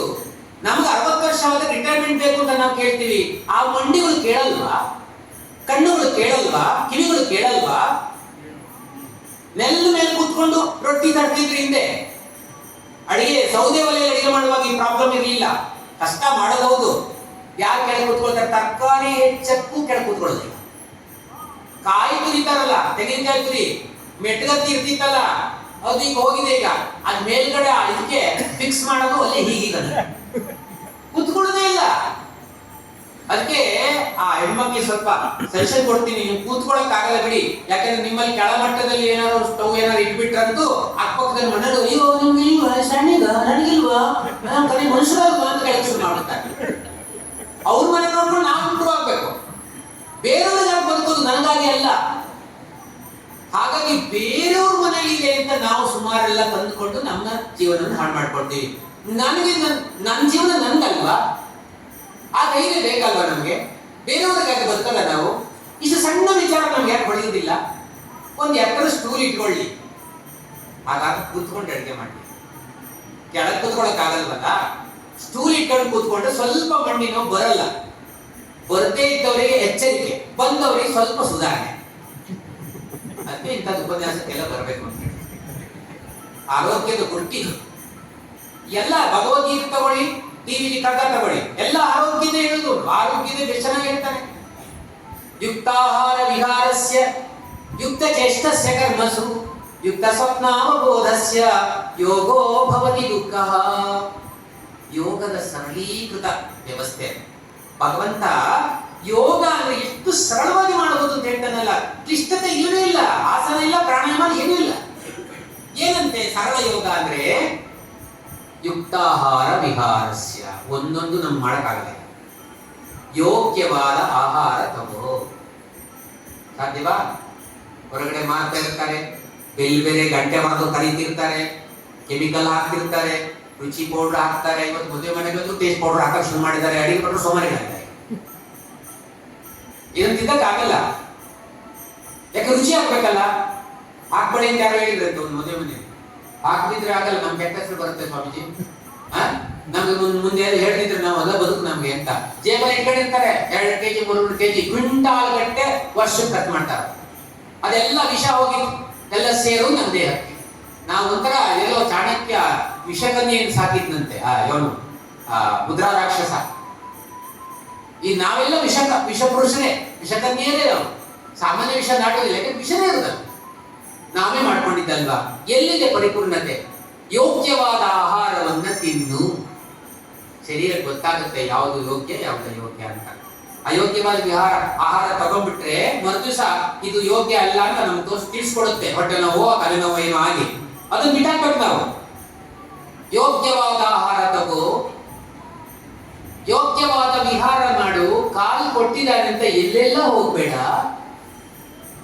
ಒಳ್ಳೆ ಕಡೆ ಹೋಗು. ವಿಹಾರ ಮಾಡು, ವಿಹಾರ ಸಂಚರಿಸು. ಯೋಗ್ಯ ಪ್ರದೇಶಗಳಿಗೆ ಹೋಗು, ತೀರ್ಥಕ್ಷೇತ್ರಕ್ಕೆ ಹೋಗು, ಒಳ್ಳೊಳ್ಳೆ ಕಡೆಗೆ ಹೋಗು. ಕಾಲು ಕೊಟ್ಟಕ್ಕೆ ಸಾರ್ಥಕ ಆಗುತ್ತೆ ಭಗವಂತ ನಮಗೆ. ವಿಹಾರ ಅಂದ್ರೆ ಸಂಚರಿಸುವುದು ಅಂತ. ಯೋಗ್ಯವಾದ ಕಡೆಗೆ ವಿಹಾರ ಮಾಡು. ಕೈಕಾಲುಗಳನ್ನ ಭಗವಂತ ಕೊಟ್ಟಿದ್ದಾನೆ, ಯೋಗ್ಯ ರೀತಿಯಲ್ಲಿ ಉಪಯೋಗಿಸ್ಕೊ. ಅಯೋಗ್ಯ ರೀತಿಯಲ್ಲಿ ಉಪಯೋಗಿಸ್ಬೋದಲ್ವಾ? ಕೈ ಕೆಲಸ ಮಾಡಕ್ಕೂ ಬರುತ್ತೆ, ಯಾರಿಗಾರು ತಟ್ಟಕ್ಕೂ ಬರುತ್ತೆ. ಕಾಲು ನಡೆಯಕ್ಕೂ ಬರುತ್ತೆ, ಇನ್ಯಾರಿಗಾರು ಓದಿಯಕ್ಕೂ ಬರುತ್ತೆ. ಎರಡೂ ಇದೆ. ಆದ್ರೆ ವಿವೇಕ ಒಳಗಡೆ ಕೊಟ್ಟ ಭಗವಂತ ಯಾವುದು ಒಳ್ಳೆಯದು ಯಾವುದು ಕೆಟ್ಟದ್ದು ತೀರ್ಮಾನ ಮಾಡುವ ಶಕ್ತಿ ನಮಗಿದೆಯಲ್ಲ. ಯುಕ್ತಾಹಾರ ವಿಹಾರಸ್ಯ ಯುಕ್ತ ಚೇಷ್ಟಸ್ಯ ಕರ್ಮಸು. ಯುಕ್ತ ಚೇಷ್ಟಸ್ಯ ಕರ್ಮಸು. ನಿನಗೆ ಯಾವುದು ವೃತ್ತಿ ಇಷ್ಟ ಆಗುತ್ತೋ, ಕೆಲಸ ಇಷ್ಟ ಆಗುತ್ತೋ ಆ ಕೆಲಸದಲ್ಲಿ ತೊಡಗಿಕೋ. ಸಾಧ್ಯವೈದು? ನಮ್ಮ ಮಕ್ಕಳು ಯಾವುದೋ ಓದ್ತಾರೆ, ಇನ್ಯಾವುದೋ ಕೆಲಸ ಮಾಡ್ತಾರೆ, ಅದು ಸಂಬಂಧವೇ ಇರಲ್ಲ. ಅದಕ್ಕೆ ಅದ್ವಾದಗಳಾಗತ್ತೆ. ನನಗೆ ಯಾವ್ದು ಇಷ್ಟವೋ ಇಷ್ಟ, ಮಕ್ಕಳು ಇಷ್ಟದಂತೆ ನಾವು ಕೊಟ್ಬಿಡ್ತೀವ. ಅದು ಏನಾರಾಗ್ಲಿ, ಅವ್ಕೆ ಯಾವ್ದು ಇಷ್ಟವೋ ಹೋಗ್ಲಿ. ತಂದೆ ತಾಯಿ ಇಷ್ಟು ಉದಾರ ಆಗಿರತ್ತ, ಇವು ನೀನು ಇಂಜಿನಿಯರ್ ಆಗ್ಬೇಕು, ಡಾಕ್ಟರ್ ಆಗ್ಬೇಕು, ನನ್ ಕಾಯಿಲೆ ಬಂದಾಗ ಒಂದು ಔಷಧಿ ಕೊಡ್ಬೇಕಲ್ಲ. ಮನೇಲಿ ಡಾಕ್ಟರ್ ಇದ್ದು ಬಿಟ್ರೆ ಅವ್ನು ಡಾಕ್ಟರಿಂದ ಅಮೆರಿಕೆಗೆ ಹೋಗೋದು, ಇವ್ರ ಮನೆಗೆ ಅಪ್ಪ ಅಮ್ಮ ಇಲ್ಲ ಇಬ್ರೆ. ದುಡ್ಡು ಕೊಡಿಸ್ತೀನಿ, ದುಡ್ಡು ಕಳಿಸ್ತೀನಿ ಅಂತ ನಾವು ತಿಂಗಳಿಗೆ 25,000 ಕೊಡ್ತೀನಿ ಅಮ್ಮ, ಏನಾದ್ರು ಯಾವ ವ್ಯವಸ್ಥೆ ಮಾಡ್ಕೊಳ್ಳಿ, ನಂಗೆ ಬರೋಕ್ಕಾಗಲ್ಲ. ಆವಾಗ 25,000 ಬೇಡ, ಹತ್ರದಲ್ಲಿ ಯಾರು ಇರ್ಬೇಕಲ್ವಾ. ಎಲ್ಲ ವ್ಯವಸ್ಥೆ ಉಲ್ಟಾ ಪಲ್ಟಾ ಆಗೋಗಿದೆ. ಯಾಕೆ? ನಾವು ಇದನ್ನ ಆ ಸಂಸ್ಕಾರವನ್ನ ಮರೆತದ್ದಕ್ಕೆ. ಯುಕ್ತಾಹಾರ ವಿಹಾರಸ್ಯ ಯುಕ್ತ ಚೇಷ್ಟಸ್ಯ ಕರ್ಮಸು. ಯೋಗ್ಯವಾದ ಕೆಲಸ, ನಿನಗೆ ಯಾವುದು ಮನಸ್ಸಿಗೆ ಹಿತ ಆಗುತ್ತೋ ಆ ಕೆಲಸದಲ್ಲಿ ತೊಡಗಿಸ್ಕೋ. ಅದು ಮನಸ್ಸನ್ನ ನಮ್ಮನ್ನ ಅಲ್ಲಿರುವಾಗ ಮಾಡುತ್ತೆ. ಮನಸ್ಸಿಲ್ಲದೆ ಕೆಲಸ ಮಾಡಿದ್ರೆ ಬೈಕೊಳ್ಳೋದಷ್ಟೇ. ಕೆಲಸ ಮಾಡುವಾಗ ಒಂದು 3 ಅಂಶ ವಿವೇಕಾನಂದ ಹೇಳಿದಂತೆ 3 ಅಂಶ ಬಿಟ್ಟಾಕು. Don't grumble while working. ಕೆಲಸ ಮಾಡುವಾಗ ಗ್ರಂಬಲ್ ಮಾಡ್ಬೇಡ, ಕೊಡಗಣ ಕೊಡಗಣ ಅಂತ ಹೇಳ್ಬೇಡ. ಅಯ್ಯೋ ಯಾರು ಮಾಡ್ತಾರೆ ಇದನ್ನ, ನಮ್ಗೆ ಮಾತ್ರ ಎಲ್ಲಾ ಆಫೀಸಲ್ಲಿ ಹೋಗಿ ಅಯ್ಯೋ ಯಾರಿಗೆ ಬೇಕಿದು ಮತ್ ಮಾಡ್ತಿದ್ರು. ಗ್ರಂಬ್ಲಿಂಗ್ ಮಾಡಬಾರ್ದಂತೆ. ಭಗವಂತನ ಕುರಿತಾದ ಕೆಲಸ ಅಂತ ಆಗ್ಬಿಟ್ರೆ ಯಾಕೆ ಗ್ರಂಬಲ್ ಮಾಡ್ತೀವಿ ನಾವು? ಅವನೇ ಅದನ್ನೇ ಹೇಳೋದು ಭಗವಂತ. ಆಮೇಲೆ ಡೋಂಟ್ ಕಂಪ್ಲೈನ್, ದೂರ್ಬೇಡ. ಅವ್ರಿಗೆ ಮಾತ್ರ ಹಾಗೆ ಪಿಕ್ಸಾಟೆ ಕೊಡ್ತೀವಿ ಸಂಬಳ, ನಮ್ಗೆ ಇಷ್ಟು ಕೆಲಸ ಮಾಡಿದ್ರು ಕೊಡಲ್ಲ, ಕಂಪೇರ್ ಮಾಡೋದು ದೂರ. ಇನ್ನೊಂದು ಕಂಪಲ್ಷನ್, ಒತ್ತಾಯಕ್ಕೋಸ್ಕರ ಕೆಲಸ ಮಾಡಬೇಡ. ಎಷ್ಟು ಚೆನ್ನಾಗಿದೆ ನೋಡಿ, ಕರ್ಮ ಕಾನ್ಸೆಪ್ಟ್ ಹಿಂದೆ ಇದೇ ಇದು. ಒತ್ತಾಯಕ್ಕೋಸ್ಕರ ಕೆಲಸ ಮಾಡಬೇಡ. ಎಲ್ಲ ಭಗವಂತನ ಕುರಿತಾದ ಕೆಲಸ ಅಂತ ಬಿಟ್ಟರೆ ಎಲ್ಲ ಹೊರಗಡೆ ಹೋಗ್ತವೆ. ಮಯ್ಯೇವ ಮನಃ ಮೈ ಬುದ್ಧಿಂ ನಿವೇಶಯ ನಿವಸಿಷ್ಯಸಿ ಮಯ್ಯೇವ ಅತ ಊರ್ಧ್ವಂ ಸಂಶಯಃ ಅತ ಚಿತ್ತಂ ಸಮಾಧಾತುಂ ನ ಶಕ್ನೋಷಿ ಮಯಿ ಸ್ಥಿರಂ ಅಭ್ಯಾಸ ಯೋಗೇನ ತತೋ ಮಮಿಚ್ಛಾಪ್ತುಂ ಧನಂಜಯ ಅಭ್ಯಾಸೇ ಪ್ರಸಮರ್ಥೋಸಿ ಮತ್ಕರ್ಮ ಪರಮೋ ಭವ ಮದರ್ಥಂ ಕರ್ಮಾಣಿ ಕುರ್ವನ್ ಸಿದ್ಧಿಂ ಅವಾಪ್ಸ್ಯಸಿ ಅತೈನ ಪ್ರಶಕ್ತೋಸಿ ಕರ್ತುಂ ಮಧ್ಯೋಗಮಾಶ್ರಿತಃ ಸರ್ವ ಕರ್ಮ ಫಲತ್ಯಾಗ ತತಃ ಕುರು ಯಥಾತ್ಮವ ಶ್ರೇಯೋ ಹಿ ಜ್ಞಾನಮಭ್ಯಾಸ ಜ್ಞಾನ ಧ್ಯಾನ ವಿಶಿಷ್ಯತೆ ಧ್ಯಾನ ಕರ್ಮ ಫಲತ್ಯಾಗ ತ್ಯಾಗ ಶಾಂತಿ ಅನಂತರ. ಎಷ್ಟು ಚೆನ್ನಾಗಿ ಹೇಳ್ತಾರಲ್ಲ, ನಿಜವಾದ ಭಕ್ತಿ, ನಿಜವಾದ ಕೆಲಸ ಹೇಗೆ ಮಾಡೋದು ಅಂತ. ಈ ರೀತಿಯಾಗಿ ಭಗವದರ್ಪಣ ಭಾವದಿಂದ ನಾವು ಕೆಲಸ ಮಾಡುವಾಗ ಒತ್ತಡ ಇರಲ್ಲ, ಕಂಪಲ್ಷನ್ ಇರಲ್ಲ, ದೂರಿರಲ್ಲ. ನೋಡಿ ಹಾಗೆ ಆ ಭಗವದರ್ಪಣ ಭಾವದಿಂದ ಕೆಲಸ ಮಾಡ್ಬೇಕಲ್ವಾ. ಹಾಗಾಗಿ ದಿನ ದಿನವೂ ಕುಸಿದು ಕಟ್ಟಿಸಿಕೊಳ್ಳುವ ಗುಡಿ ವಿಶ್ವ, ಜನರೆಲ್ಲರ ಗುಡಿಯ ಕೆಲಸದಾಳುಗಳು. ಮನೆಯೇನು ನಾಡೇನು ಕುಲವೇನು ಮಠವೇನು ಎಣಿಸಲ್ಲದಿದ ಅದೆಂದು ಮಂಕುತಿಮ್ಮ. ಎಷ್ಟು ಚೆನ್ನಾಗಿ ಕೊಡ್ತಾರೆ ನೋಡಿ. ದಿನ ದಿನವೂ ಕುಸಿದು ಕಟ್ಟಿಸಿಕೊಳ್ಳುವ ಗುಡಿ ವಿಶ್ವ. ಈ ವಿಶ್ವ ಒಂದು ದೇವಸ್ಥಾನ ಅಂತೆ, ದಿನ ದಿನ ಕುಸಿತಾ ಇರುತ್ತೆ, ಕಟ್ಸ್ಕೊಟ್ಟ. ಜನರೆಲ್ಲರ ಗುಡಿಯ ಕೆಲಸದ ಆಳುಗಳು. ಆ ದೇವಸ್ಥಾನದ ಕೆಲಸದ ಆಳುಗಳು ನಾವೆಲ್ಲ. ನಾವು ಆ ದೇವಸ್ಥಾನ ವಿಶ್ವ ಎಂಬ ಗುಡಿಯ ಕೆಲಸದ ಆಳುಗಳು ಅಂತ ಆದ್ಮೇಲೆ ಮನೆಯೇನು ನಾಡೇನು ಕುಲವೇನು ಮಠವೇನು ಎಣಿಸಲ್ಲವದ ಎಂದು ಮಂಕುತಿಮ್ಮ. ಇಡೀ ವಿಶ್ವವೇ ಒಂದು ದೇವಸ್ಥಾನ ಅಂತ ಇಟ್ಕೊಂಡ್ಬಿಟ್ರೆ ಮನೆನೂ ಬಂತಲ್ಲೇ. ಮನೆ ಬೇರೆ ಆಗುತ್ತಾ, ಗುಡಿ ಬೇರೆ ಆಗುತ್ತಾ, ಕುಲ ಬೇರೆ ಆಗುತ್ತಾ, ಎಲ್ಲವೂ ಅಲ್ಲೇ ಇದೆ ಅಂತ ಇಟ್ಕೊಂಡ್ಬಿಡು. ನಿನ್ನ ಕೆಲಸ ಪರಿಪಕ್ವತೆಯನ್ನು ಪಡೆಯುತ್ತೆ. ಆ ಕೆಲಸದ ಬಗ್ಗೆನೇ ನಮ್ಗೆ ತುಂಬಾ ಆ ತತ್ವ ಇದೆಯಲ್ಲ, ನಮ್ಮನ್ನು ಅಳವಡಿಸಿಕೊಂಡ್ಬಿಟ್ರೆ ನಮ್ಮಲ್ಲಿ ಇಲ್ಲೇ ಒತ್ತಡ ರಹಿತ ಅಲ್ಲೇ ಶುರುವಾಗ್ಬಿಡುತ್ತೆ. ಅದರಿಂದ ನಾವೆಲ್ಲ ಆ ದೇವಸ್ಥಾನದಲ್ಲಿ ಕೆಲಸ ಮಾಡುವ ಕೆಲಸದ ಆಳುಗಳು. ಅಲ್ಲಿ ಯಾವ ಕೆಲಸ ಆದ್ರೂ ಭಗವಂತನ ಸೇವನೆ. ಅರ್ಚನೆ ಮಾಡುವವರು ಕೂಡ ಅದೇ. ಅಲ್ಲಿ ದೇವಸ್ಥಾನ ಸುತ್ತಲೂ ಕಸ ಕೊಡಿಸಿ ಕ್ಲೀನ್ ಮಾಡ್ತಾರಲ್ಲ, ಅದು ಕೂಡ ಅದು ಸೇವೆಯೇ. ಎಲ್ಲಿಯೂ ತಾರತಮ್ಯ ಭಾವ ಇಲ್ಲ. ಎಷ್ಟು ಚೆನ್ನಾಗಿ ಆ ಮನಸ್ಸನ್ನ ಉದಾರವಾಗಿ ಬರುವ ಹಾಗೆ ಮಾಡ್ಬಿಡ್ತಾರೆ ನೋಡಿ. ಅದರಿಂದ ಯುಕ್ತ ಆರೋಗ್ಯ ಶಾಸ್ತ್ರ ಇದೆ ಗೀತೆಯಲ್ಲಿ ಅಂತ ಹೇಳ್ತಾ ಇದ್ರು. ಒಂದೇ ಒಂದು ದಿವಸದಲ್ಲಿ ಒಂದು ಗಂಟೆಲೆಲ್ಲ ಅವೆಲ್ಲ ಹೇಳಕ್ ಆಗಲ್ಲ. ಏನೇನು ಹೇಗೆ ಬರುತ್ತೋ ಹೇಳ್ತಾ ಇರ್ತೀನಿ ಅಷ್ಟೇ. 7 ಕಾಲು 7 ಆಗುತ್ತೆ ನಿಲ್ಲಿಸ್ಬಿಡ್ತೀನಿ ಅಷ್ಟೇ. ಎಲ್ಲ ಮೆಡಿಸಿನ್ ಇದೆ. ಯುಕ್ತಾಹಾರ ವಿಹಾರಸ್ಯ ಯುಕ್ತ ಚೇತಸ್ಯ ಕರ್ಮಸು. ಆಮೇಲೆ ಯುಕ್ತ ಸ್ವಪ್ನ ಅವಬೋಧಸ್ಯ. ನಮ್ಮ ಜೀವಮಾನದಲ್ಲಿ ಇದನ್ನ ನಡೆಸಕ್ಕಾಗಲ್ಲ. ಯೋಗ್ಯ ಕಾಲದಲ್ಲಿ ಮಲಗಿಕೋ, ಯೋಗ್ಯ ಕಾಲದಲ್ಲಿ ಏಳು. ಸಾಧ್ಯವಾ? ಯೋಗ್ಯ ಕಾಲ ಅಂದ್ರೆ ಯಾವ್ದು? ಹಿರಿಯರು ಕರೆಂಟ್ ಇರಲಿಲ್ಲ, ಟಿವಿ ಇರಲಿಲ್ಲ, ಮೊಬೈಲ್ ಇರಲಿಲ್ಲ. 6:30 7 ಗಂಟೆಗೆ ಊಟ ಮಾಡಿದ್ರು, 8 ಗಂಟೆಗೆ ಒಂದೇ ಶುರುವಾಯ್ತು. ಬೆಳಗಿನ 4 ಗಂಟೆ ಅಂದ್ರು ಪ್ರಾಗ್ನಿ ಮುಹೂರ್ತ. ಎಲ್ಲೂ ಎದ್ದಸಾಗ್ತಿರ್ಲಿಲ್ಲ. ಜಾನಪದದೆಲ್ಲ ಬರುತ್ತಲ್ಲ, ಅದೇ ಅಲ್ವಾ ತತ್ವ. ಬೆಳಗಾಗಿ ಎದ್ದೆತ್ತು ಯಾರ್ಯಾರ ನೆನೆಯಲಿ, ಎಳ್ಳು ಜೀರಿಗೆ ಬೆಳೆಯೋಳ, ಎಳ್ಳು ಜೀರಿಗೆ ಬೆಳೆಯೋಳ ಭೂತಾಯಿ. ಎದ್ದೊಂದು ಗಳಿಗೆ ನನ್ನದೇನ, ಎದ್ದೊಂದು ಗಳಿಗೆ ನನ್ನದೇನ. ಸಮುದ್ರ ವಸನೆ ದೇವಿ ಪರ್ವತಸ್ಥನ ಮಂಡಲೆ ವಿಷ್ಣು ಪತಿ ನಮಸ್ತುಭ್ಯಂ ಪಾದ ಸ್ಪರ್ಶಂ ಕ್ಷಮಸ್ವಮೇ. ವಿಷ್ಣು ಪುರಾಣ ಅವಳಿಗೆ ಗೊತ್ತಿಲ್ಲ, ಎಷ್ಟು ಚೆನ್ನಾಗಿ ಕಾರ್ಯಗತವಾಗಿತ್ತು. ಮುಂಗೋಡಿ ಕೂಗ್ಯಾವು ಎಷ್ಟೊತ್ತಿಗೆ ಹೇಳ್ತಾಳೆ, ಮುಂಗೋಳಿ ಕೂಗ್ಯಾವು ಮುಡು ಕೆಂಪೇರ್ಯಾವು ಸ್ವಾಮಿ ನನ್ನಯ್ಯ ರಥವೇರಿ ಸ್ವಾಮಿ ನನ್ನಯ್ಯ ರಥವೇರಿ ಬರುವಾಗ ನಾನೆದ್ದು ಕೈಯ ಮುಗಿದೇನ ನಾನೆದ್ದು ಕೈಯ ಮುಗಿದೇನ. ಸೂರ್ಯನ ನಮಸ್ಕಾರ. ಸೂರ್ಯ ಇಲ್ಲರು ಬದುಕಿಲ್ಲ, ಭೂಮಿ ಇಲ್ಲರು ಬದುಕಿಲ್ಲ. ಎಷ್ಟು ಕೃತಜ್ಞತಾ ಭಾವನೆಯಿಂದ ಅವಳು ನಮಸ್ಕಾರ ಮಾಡ್ತಿದ್ದು. ಪುಸ್ತಕ ಇದೆ ಇವತ್ತು ಸೂರ್ಯ ನಮಸ್ಕಾರ ಮಾಡಕ್ಕೆ. ಆ ಕೋಮಲವಾದ ಕಿರಣಗಳು ನಮ್ಮ ದೇಹಕ್ಕೆ ತಾಗಿದ್ರೆ ಎಷ್ಟೋ ಕಾಯಿಲೆ ದೂರ ಆಗ್ತವೆ. ಹುಣ್ಣಿಮೆಯ ಚಂದ್ರಂತೂ ಇಲ್ಲ, ಹುಣ್ಣಿಮೆ ಯಾವಾಗ ಬರುತ್ತೆ ಅಂತ ಗೊತ್ತಾಗಲ್ಲ. ಈಗ ಬೆಳದಿಂಗಳು ಕಾಣಿಸೋದೇ ಇಲ್ಲ, ಆಕಾಶ ಕಡೆ ನೋಡಕ್ಕೆ ಕೊಡ್ಸೋದಿಲ್ಲ. ಸೂರ್ಯೋದಯ ಯಾವಾಗಲೂ ಆಗ್ತಾ ಇರುತ್ತೆ. ಇವಾಗ ಭಾನುವಾರ 12:30 ಆದ್ರೂ ಆಯ್ತು, ವ್ಯವಸ್ಥೆ ಇಲ್ಲ. ಎಷ್ಟು ಬೇಗ ಎದ್ದು ಎಷ್ಟು ಶಿಸ್ತುಬದ್ಧವಾದ ಜೀವನ ಇತ್ತು ನೋಡಿ. ಎಷ್ಟು ದಿವಸ ಬದುಕ್ತಿಯೋ ಅದಲ್ಲ, ಹೇಗೆ ಬದುಕ್ತಿಯೋ ಇಂಪಾರ್ಟೆಂಟ್. ಬದುಕಿದ್ರೆ ಮಿಂಚಿನಾಗಿರ್ಬೇಕಂತ ಡಿ.ವಿ. ಜಗನ್ ಹೇಳ್ತಾರೆ. ಖದ್ಯೋತನಂತೆ ಬಿಡುಗೊಳ್ಳದೆ ಧರ್ಮವಚರಿಸು ವಿದ್ಯುಲ್ಲತೆಯ ತೆರದಿ ತೇಜಗಳ ಸೂಸು ಗೆದ್ದುದೇನೆಂದು ಕೇಳದೆ ನಿನ್ನ ಕೈ ಮೀರೆ ಸದ್ದು ಮಾಡದೆ ಮುಡುಗೋ ಮಂಕುತಿಮ್ಮ. ಈ ಜೀವನ ಕೇಳ್ತಾರೆ ನೋಡಿ. ಖದ್ಯೋತನಂತೆ ಬಿಡುಗೊಳ್ಳದೆ ಧರ್ಮವಚರಿಸು. ಧರ್ಮಾಚರಣೆ ಯಾಕೆ ಸೂರ್ಯನ ನೋಡ್ಬೇಕು ಬೆಳಗ್ಗೆ ಎದ್ದು? ಅವನು ಧರ್ಮದ ದೇವತೆ, ಕರ್ಮದ ದೇವತೆ, ಸಮಯದ ದೇವತೆ. ಇಷ್ಟು ಪಾಠ ಏನಕ್ಕಾಗಲ್ಲ, ಅದನ್ನ ನೋಡಕ್ ಹೋಗಲ್ಲ. ಯಾಕೆಂದ್ರೆ ನಾವು ಮಾಡಕ್ಕಾಗಲ್ಲ. ಧರ್ಮ ದಾರಿ ತಪ್ಪಿದೆ, ಕರ್ಮ ಮಾಡದೇ ಇಲ್ಲ, ಸಮಯ ಪಾಲನೆ ಯಾವತ್ತೂ ಇಲ್ಲ. 6 ಗಂಟೆಗೆ ಈ ಶುರು ಆಗ್ಬೇಕಾಗಿತ್ತು ಸಮಯ ಪಾಲನೆ ಮಾಡೋದಿದ್ರೆ. 6:10 ನಾನು ಮಾಡುವಾಗ. ಇದು ಬಹಳ ಇದ್ದಿದ್ದೊಳಗೆ ಸಮಯ ಪಾಲನೆ ಆಗಿದೆ ಅಂತ ಹೇಳಿದ್ದೆ. ಇಲ್ಲದ್ರೆ ಮಹಾತ್ಮರು ಯಾರು ಮಹಿಮರು ಬಂದು ಬಿಟ್ರೆ 6 ಗಂಟೆಗೆ ಬನ್ನಿ ಅಂತ ಕರೆದ್ರೆ ರಾತ್ರಿ 10 ಗಂಟೆಗೆ ಬರ್ತಾರೆ. ಅಲ್ಲಿಗೆಲ್ಲ ಅಧ್ವಾನನೆ. ಸಮಯ ಪಾಲನೆ ಯಾಕೆ? ಸೂರ್ಯನ ನೋಡಿ, ಪ್ರತಿ ದಿವಸ ಸೂರ್ಯನ ನೋಡ್ಬೇಕಂತೆ. ಅದಕ್ಕೆ ಅಲ್ವಾ ದೇವನ ಪ್ರಚೋದಯಾಟ ನಮಗೆ ಓದಿಸಿದ್ದು. ಬುದ್ಧಿಗೆ ಅಧಿದೇವತೆ ಅವನು ಸೂರ್ಯ. ಸೂರ್ಯನ ನೋಡಿದ್ರು ಸಾಕು ಕಣ್ಣಿಗೆ ದೃಷ್ಟಿ ಬರುತ್ತಂತೆ, ದೇಹಕ್ಕೆ ವಿಟಮಿನ್ ಡಿ. ಎಲ್ಲ ಬೆಂಗಳೂರು ಕಡೆಗೆ ಎಲ್ಲ ಕೊರತೆ ಅದೇ, ಡಾಕ್ಟರ್ ಹೋಗ್ತಾರೆ. ಅದು ಒಂದೇ ಸಲ ಬರಲ್ಲ. ಸೂರ್ಯನ ಬಿಸಿಲಲ್ಲಿ ನಿಂತ್ಕೊಂಡ್ರೆ ಹಾಕೊಂಡು ಒಳಗೆ ಹೋಗುತ್ತೆ ಚರ್ಮ. ನಿರಂತರವಾಗಿ ಸ್ಟೋರ್ ಮಾಡ್ಕೊಂಡು ಹೋಗ್ಬೇಕು. ಯಾರು ಬಿಸಿಲಲ್ಲಿ ಓಡಾಡ್ತಾರೆ ಅವ್ರಿಗೆ ಕಾಯಿಲೆಗಳು ಕಡಿಮೆ. ಈಗ ಕಪ್ಪಾಗಿ ಬಿಟ್ರೆ ಅಂತ ಮನೆ ಒಳಗಡೆ ಆಗ ಬೆಪ್ಪಾಗಿ ಆಸ್ಪತ್ರೆ ಮುಗಿಸ್ತಾರೆ.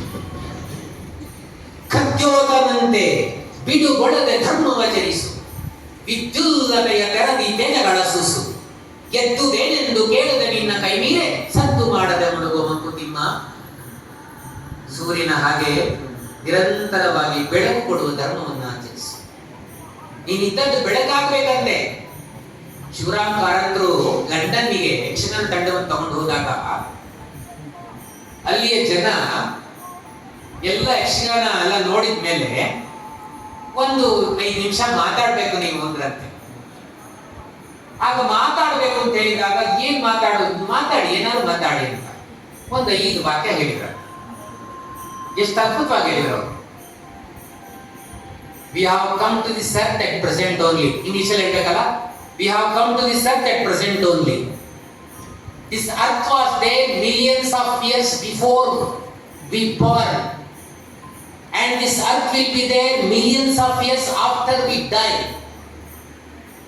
You are not supposed to establish any kinds of rights of this earth. Do your work, beautify it and go away. ಏನು ಸಾರ ಇದೆ ನಿಮಗೆ? ನಿನ್ನ ಕೆಲಸ ಮಾಡು. ಇವತ್ತಿದ್ದದಕ್ಕಿಂತ ನಾವಿದ್ರೆ ಇವತ್ತು ನಿನ್ನಗಿಂತ ಜಗತ್ತು ಸ್ವಲ್ಪ ಚೆನ್ನಾಗಿರ್ಬೇಕಂತೆ. ಹಾಗೆ ಮಾಡಿ ಹೋಗ್ಬೇಕು. ಹೋಗಿಬಿಡು. ಯಾರು ಪರ್ಮನೆಂಟ್ ಇರಲ್ಲ ಇಲ್ಲಿ, ಯಾರು ಪರ್ಮನೆಂಟ್ ಇರಲ್ಲ.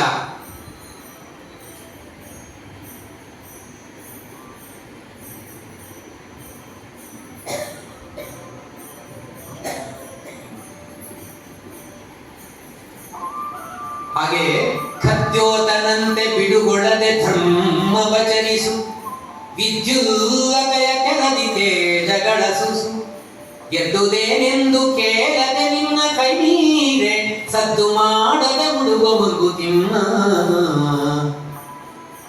ಏನ್ ಹೇಳಿದ್ರು ಅಂದ್ರೆ 7:45 ಮ್ಯಾಕ್ಸಿಮಮ್ 8 ಗಂಟೆವರೆಗೆ ಮಾಡಿ. ಎಲ್ಲರಿಗೂ ಈ ಬಾಧ್ಯ ಸಿಗಲ್ಲ, ಚೀಟಿ ಬರುತ್ತೆ. ನಿಮ್ದು ಸಮಯ ಆಗಿದೆ ನಿಲ್ಲಿಸಿ.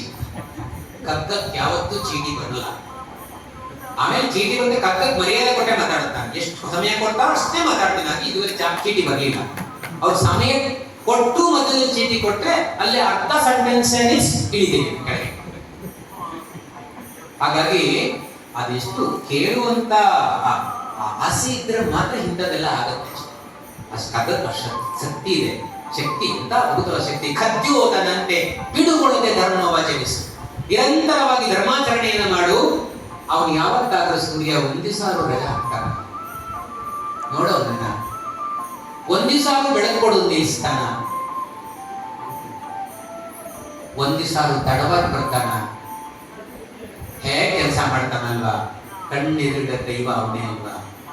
ಅದಕ್ಕೆ ನಮ್ಮ ಹಿರಿಯರು ಸೂರ್ಯೋದಯಕ್ಕೆ ಮೊದಲೇ ಎದ್ದು ಬಿಡ್ತಿದ್ರು. ಅರ್ಘ್ಯ ಕೊಡೋದು ಯಾವಾಗ ಅಂದ್ರೆ ಸೂರ್ಯ ಉದಯ ಆಗುತ್ತಿರುವ ಸನ್ನಿವೇಶ.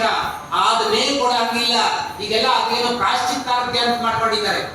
ಯಾರು ಕೂಡ ಸಕಾಲಕ್ಕೆ ಮಾಡಿದ್ರೆ ಪ್ರಾಯಶ್ಚಿತ್ತಾರ್ಘ್ಯ ಕೊಡೋದೇ ಜಾಸ್ತಿ. ಹಂಗಿದ್ರು ಕೊಡ್ಬೋದಲ್ಲ, ಪ್ರಾಯಶ್ಚಿತ್ತ ಮಾಡ್ಕೊಳ್ಳೋದು ತಪ್ಪು ಮಾಡಿ.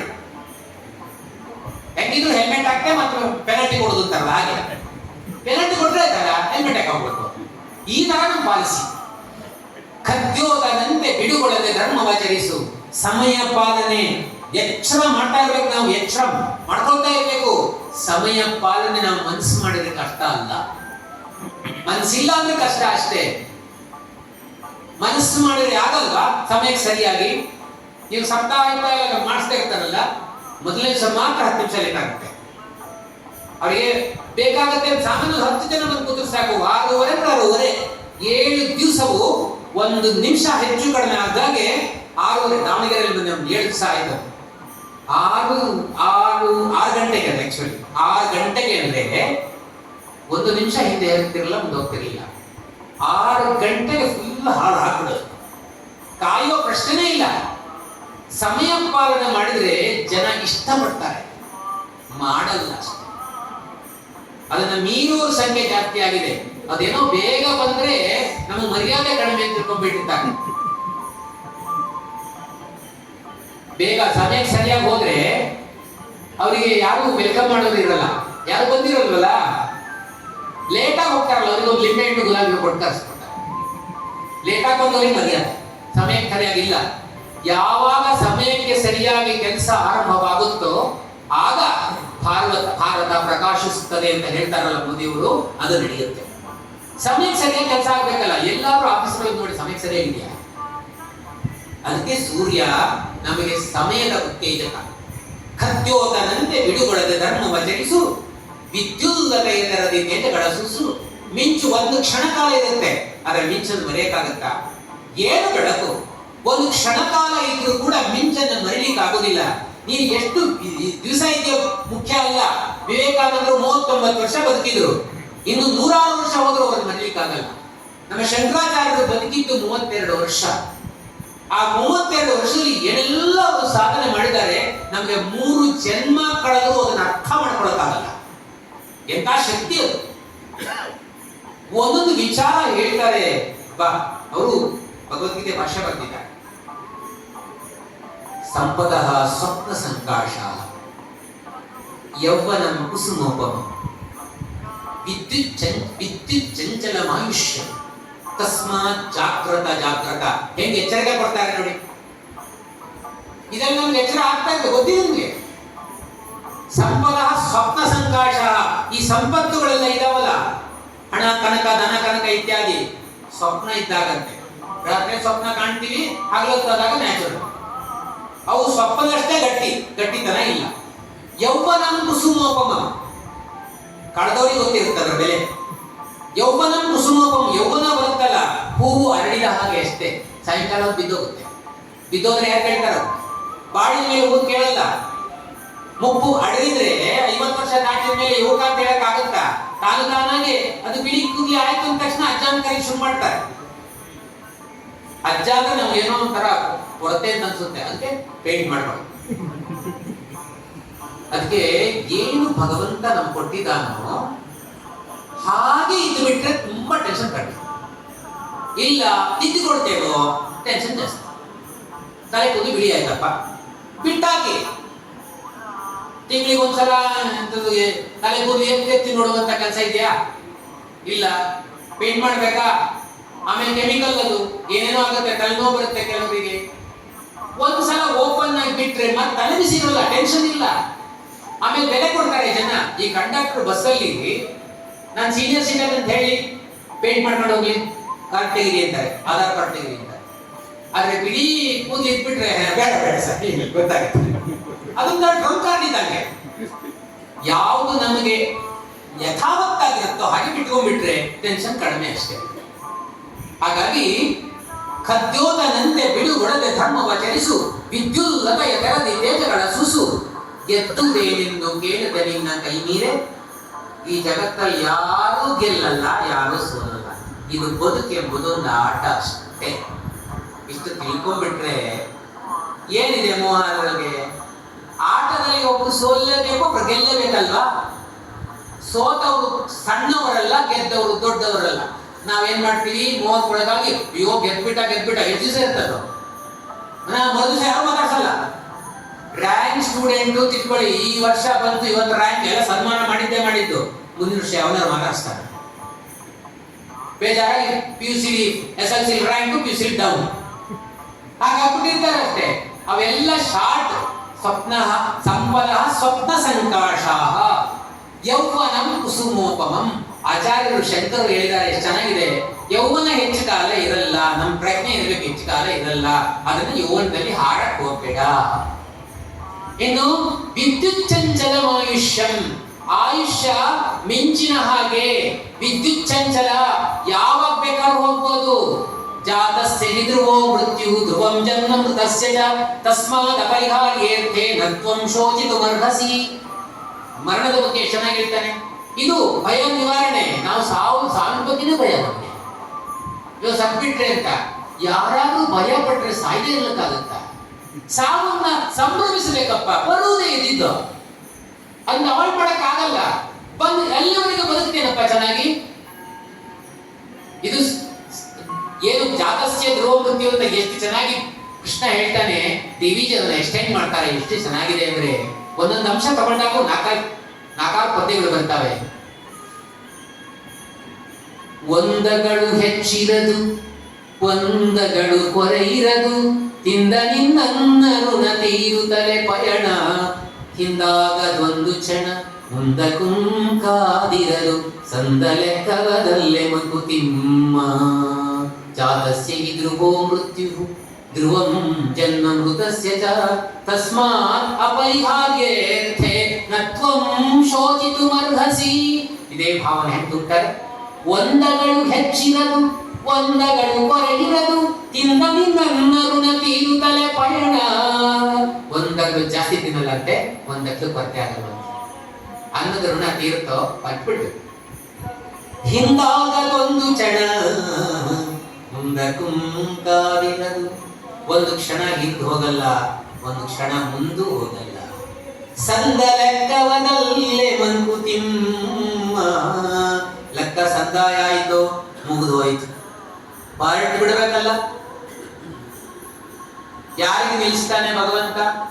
ಒಬ್ಬ 2 ಕೋಟಿ 2.5 ಕೋಟಿ ಖರ್ಚು ಮಾಡಿ ಮನೆ ಕಟ್ಟಿದ್ನಂತೆ. ನಿನ್ನೆ ಗೃಹ ಪ್ರವೇಶ ಆಯ್ತು. ಇವತ್ತೆಲ್ಲ ವಸ್ತುಗಳನ್ನೆಲ್ಲ ಜೋಡಿಸ್ತಿದ್ದಾನೆ ಮನೆಗೆ. ಬಾಗ್ಲಾಕಿದ್ದ ಅಷ್ಟೊತ್ತಿಗೆ ಬಾಗಿಲು ಶಬ್ದ ಆಯ್ತಂತೆ. ಬಾಗಿಲು ತೆಗೆದ. ಯಾರು ನೀವು ಅಂತ ಒಂದು ಪಟ್ಟಿ ತೋರಿಸ್ದ. ನನಗೆ ಯಮ ಅಂತ ಕರೀತಾರೆ, ಇಷ್ಟು ಜನರನ್ನ ಈ ಡೇಟಲ್ಲಿ ತಗೊಂಡೋಗ್ಬೇಕಾಗಿದೆ, ನಿನ್ನ ಹೆಸರು ಮೇಲಿದೆ, ನಿನ್ನ ಹೆಸರನ್ನ ತಗೊಳ್ಳೋದೇನೆ ಬೇರೆಯವರಿಗೆ ಹೋಗಾಗಿಲ್ಲ. ಅಲ್ಲ, 2.5 ಕೋಟಿ ಖರ್ಚು ಮಾಡಿ ನಿನ್ನೇನು ಪ್ರೋಗ್ರೆಸ್ ಆಗಿದೆ. ಈಗ ಇವತ್ತೇ ಬಂದ್ಬಿಟ್ಟಿಲ್ಲ. ನಮ್ಮ ಕತೆ ನಿನ್ನ ಮನೆಯನ್ನೆಲ್ಲ ಲೆಕ್ಕಕ್ಕೆ ಬರಲ್ಲ. ನನ್ನ ಕೆಲಸ ಅಷ್ಟೇ. ಅಪ್ಪ ಪುಣ್ಯಾತ್ಮ, ಒಂದು ವರ್ಷ ಈ ಹೊಸ ಮನೆಯಲ್ಲಿ ಇರ್ತೇವೆ ನಾವು. ಎಲ್ಲ ಈಜು ಕೂಡ ಕಟ್ಸ್ಕೊಂಡಿದ್ವಿ. ಒಂದು ದಿವಸ ಈಜು ಬರ್ತೀವಿ ನಾವು. ಇಲ್ಲ, ಹೊರಟು ಬಿಡು. ಯಾಕಾಯ್ತ ನಾವು. ಆಮೇಲೆ ಹೇಳ್ದ 2 ದಿವಸ, 5 ನಿಮಿಷ, ಇಲ್ಲ 1 ಕ್ಷಣವೂ ಕೊಡಲ್ಲಪ್ಪ, ಹೊರಟು ಬಿಡು. ಅಲ್ಲಿ ಕೋಣ ರೆಡಿ ಆಗಿದೆ, ಹೇಳ್ಕೊಂಡು ಹೋಗ್ತೀನಿ ನಾನು. ಆಗ ಬುದ್ಧಿವಂತಿಗೆ ಒಂದು ವರ್ಷ ನಮ್ಗೆ ಬಿಡಲ್ಲ ಅವನು. ಬುದ್ಧಿವಂತಿಕೆನ ಅವನೇ ಯಾಮಾರಿಸ್ತೀನಿ ಅಂತ. ಆಗ್ಲಿ ಬರ್ತೀನಪ್ಪ, ಆದ್ರೆ ನೀರು ಅವಸರನ ಒಂದು ಲೋಟ ಹಾಲು ಕೊಡ್ತೀನಿ, ಕುಡ್ಕೊಂಡು ಹೋಗು, ಬಿಸಿ ಬಿಸಿ ಹಾಲು ಕೊಡ್ತೀನಿ, ಬಂದ್ಬಿಡ್ತೀನಪ್ಪ ಅಂತ.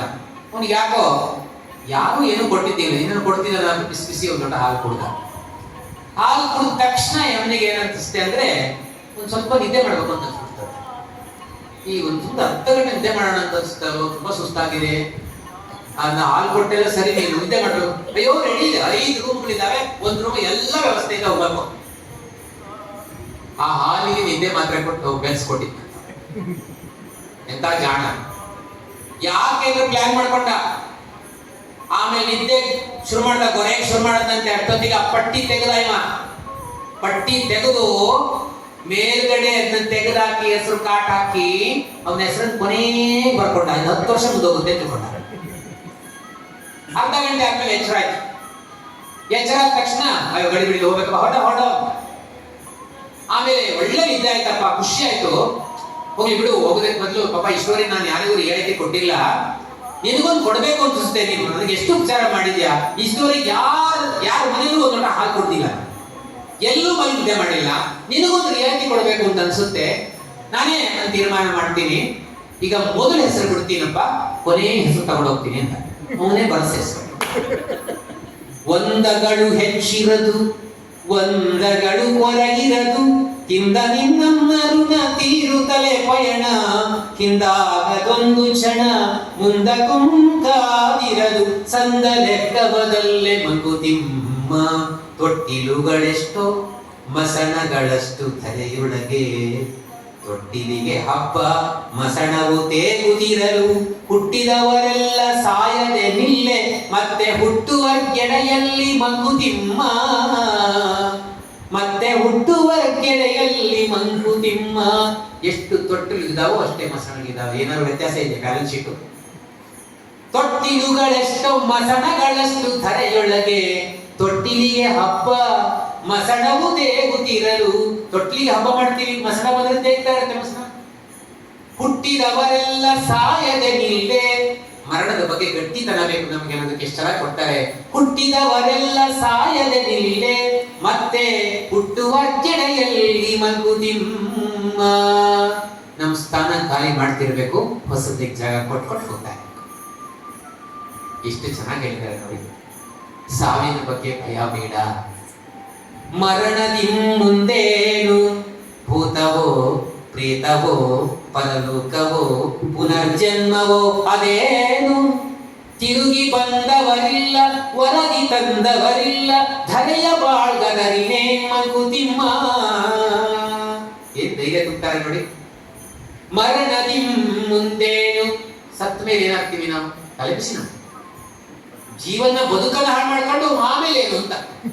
ಮರಣದಿ ಮುಂದೇನು, ಭೂತವೋ ಪ್ರೇತವೋ ಪರಲೋಕವೋ ಪುನರ್ಜನ್ಮವೋ ಅದೇನು, ಏನೇನೋ ಆಗ್ಬೋದು. ಅದ್ರ ಬಗ್ಗೆ ಚಿಂತೆ ಮಾಡಬೇಡ. ಯಾಕೆ ಅಂದ್ರೆ ತಿರುಗಿ ಬಂದವರಿಲ್ಲ ಒದಗಿ ತಂದವರಿಲ್ಲ, ಧರೆಯ ಬಾಳ್ಗದರಿನೇ ಮಂಕುತಿಮ್ಮ. ಅಲ್ಲಿ ಹೋದರೆ ಯಾರು ಇಷ್ಟೊಳಗೆ ವಾಪಸ್ ಬಂದಿಲ್ಲ, ಅಲ್ಲಿ ಏನು ಅವಸ್ಥೆ ಅಂತ ಹೇಳಿದ್ದಾರೆ. ಅಲ್ಲಿಂದ ರಿಪೋರ್ಟು ಬಂದಿಲ್ಲ, ಅದನ್ನು ಕಟ್ಕೊಂಡು ನಿನಗೇನಾಗೋದಾಗಿದೆ. ಇಲ್ಲಿ ಚೆನ್ನಾಗಿ ಬದುಕುದನ್ನ ನೋಡ್ಕೋ. ನೆಲದ ಬೇಸಾಯ ತಾನೊಳ್ಳಿತಾಗಿದೆ ನಿನಗೆ, ಫಲವದೆಂದಗುದೆಂಬ ಶಂಕೆಗೆಡೆಯುಂಟೆ, ಒಳಿತರೊಳೆ ನೀಂಬಾಳು ಪರವದೆಂದಿರ್ದೊಡೆ, ಧರೆಯ ಬಾಳ್ಗದರಿನೇ ಮಂಕುತಿಮ್ಮ. ಎಷ್ಟು ಬರೀ ಮರಣ ಬಂದಾಗ ಎಷ್ಟು ಬರುತ್ತೆ ನೋಡಿ, ಎಷ್ಟು ಚೆನ್ನಾಗಿ ಹೇಳ್ತಾರೆ. ಭಗವದ್ಗೀತೆಯಲ್ಲಿ ಹೇಳ್ತಾನೋ ಅದನ್ನು ತುಂಬಾ ಮಂದಕ್ಕೆ ಮಾಡಿಬಿಡ್ತಾರೆ. ಅದರಿಂದ ಏನು ಭೂತ ಆಗ್ತೀವೋ ಪ್ರೇತ ಆಗ್ತೀವೋ ಪರಲೋಕವೋ ಪುನರ್ ಏನು ಇಲ್ಲ. ಅದನ್ನ ಅವ್ರು ಮತ್ತೊಂದು ಅದಕ್ಕೆ ಉತ್ತರ ಕೊಡ್ತಾರೆ. ನೆಲದ ಬೇಸಾಯ ತಾನು ಒಳ್ಳಿತಾಗಿರೆ ನಿನಗೆ. ನೆಲದ ಬೇಸಾಯ ನೀನು ಚೆನ್ನಾಗಿ ಮಾಡಿದೆ ಅಂದ್ರೆ ಫಲದ ಬಗ್ಗೆ ಏನೋ ಸಂದೇಹ ಇರುತ್ತಾ ನನಗೆ. ಬೇಸಾಯ ಚೆನ್ನಾಗಿ ಮಾಡಿದ್ರೆ ಫಲ ಬಂದೇ ಬರುತ್ತಲ್ವಾ. ನೆಲದ ಬೇಸಾಯ ತಾನು ಒಳ್ಳಿತಾಗಿರೆ ನಿನಗೆ, ಫಲವದೆಂದಗುದೆಂಬ ಶಂಕೆಗೆಡೆಯುಂಟೆ, ಒಳಿತರುಳೆ ನೀಂಬಾಳು. ಇರುವಷ್ಟು ಕಾಲ ಒಳ್ಳೇದು ಮಾಡ್ತಾ ಸಾಕು. ಒಳಿತರುಳೆ ನೀಂಬಾಳು ಪರವದೆಂದಿರ್ತೊಡೆ. ಪರ ಏನಾದ್ರು ಆಗಿರ್ಲಿ, ಧರೆಯ ಬಾಳ್ಗದರಿನೇ ಮಂಕುತಿಮ್ಮ. ಭೂಮಿಯಲ್ಲಿ ಬದುಕಕ್ಕೆ ಅದನ್ನು ಕಟ್ಕೊಂಡು ಏನಾಗಬೇಕಾಗಿದೆ, ಇದ್ದ ವರ್ತಮಾನ ಕಾಲದಲ್ಲಿ ಕೊಟ್ಟ ಅವಕಾಶವನ್ನ ಚೆನ್ನಾಗಿ ಉಪಯೋಗಿಸ್ಕೊಂಡು ಬದುಕುವುದನ್ನು ಕಲಿ. ಎಲ್ಲರೂ ಹೋಗ್ಲೇಬೇಕು. ಆದ್ರಿಂದ ಮರಣಕ್ಕೆ ಭಯ ಪಡಬೇಡ. ಮೃತ್ಯುವಿಂ ಭಯವೇಕೆ ದೇಶಾಂತರ ಕೊಯ್ವ ಮಿತ್ರನಾದಂ. ಚಿತ್ರ ಹೊಸದಿರುವುದಲ್ಲಿ ಸಾತ್ವಿಕದಿ ಬಾಳ್ದ ಬಂಗೆತ್ತಲೇ ಭಯವಿಹುದು. ಸತ್ರ ಹೊಸದಿಹುದು ನಡೆ ಮಂಕುತಿಮ್ಮ. ಮೃತ್ಯುವಿಂ ಭಯವೇಕೆ ದೇಶಾಂತರ ಕೊಯ್ವ ಮಿತ್ರನಾದಂ. ಯಾಕೆ ಹೆದರ್ತೀಯ ಮೃತ್ಯುವಿಗೆ? ಬೇರೆ ದೇಶಕ್ಕೆ ಕೊಯ್ಯುವ ಮಿತ್ರ ಅಂತ ತಿಳ್ಕೊಬಿಡು. ನೋಡಿ ಎಷ್ಟು ಚೆನ್ನಾಗಿದೆ. ನಮ್ ಬೇರೆ ದೇಶ ಇಲ್ಲಿ ಎಷ್ಟೋ ಮಾಡಕ್ ಆಗ್ಲಿಲ್ಲಪ್ಪ, ಕೆಟ್ಟ ಹೆಂಡತಿ ಸಿಕ್ಕಿದ್ದಾಳೆ, ಕೆಟ್ಟ ಗಂಡ ಸಿಕ್ಕಿದ್ದಾಳೆ, ಬದಲಾವಣೆ ಮಾಡಕ ಈ ಮಾಡ್ಕೋತಾರೆ ಬಿಡಿ. ಚಪ್ಪಲಿ ಬದಲಾಯಿಸಿದಾಗ ನನ್ನ ಹೆಂಡತಿ ಬದಲಾಯಿಸ್ಕೋತಾರೆ. ಆಗ ಇನ್ನೆಲ್ಲ ಬದಲಾವಣೆ ಇರ್ಲಿಲ್ಲ. ಏನಪ್ಪ ಕಟ್ಟಿಕೊಂಡು ಗಂಡ ಕಟ್ಟಿಕೊಂಡು ಹೆಂಡತಿ ಸಾಯೋರು ಇರ್ತಿದ್ರಲ್ಲ, ಅದು ಹೋಗ್ತಿದ್ದು. ಈ ಜನ್ಮದಂತೂ ಸಿಗ್ಲಿಲ್ಲಪ್ಪ, ನೆಕ್ಸ್ಟ್ ಮುಂದಿನ ಜನ್ಮದಾದ್ರು ಒಳ್ಳೆ ಗಂಡನ್ ಕೊಡು, ಒಳ್ಳೆ ಹೆಂಡತಿ ಕೊಡಪ್ಪ ಅಲ್ವಾ? ಅದ್ ಕನ್ಸ್ ಕಾಣ್ಬೋದಲ್ವಾ? ಮೃತ್ಯುವಿಂ ಭಯವೇಕೆ ದೇಶಾಂತರ ಕೊಯ್ವ ಮಿತ್ರನಾದಂ. ಚಿತ್ರ ಹೊಸದಿರುವುದಲ್ಲಿ ಅಲ್ಲಿ ಬೇರೆ ಚಿತ್ರ ಇದೆ, ಯೋಚನೆ ಮಾಡು. ಸಾತ್ವಿಕದಿ ಬಾಳ್ಧವೆಂಗೆತ್ತಲೇ ಭಯವಿಹುದು.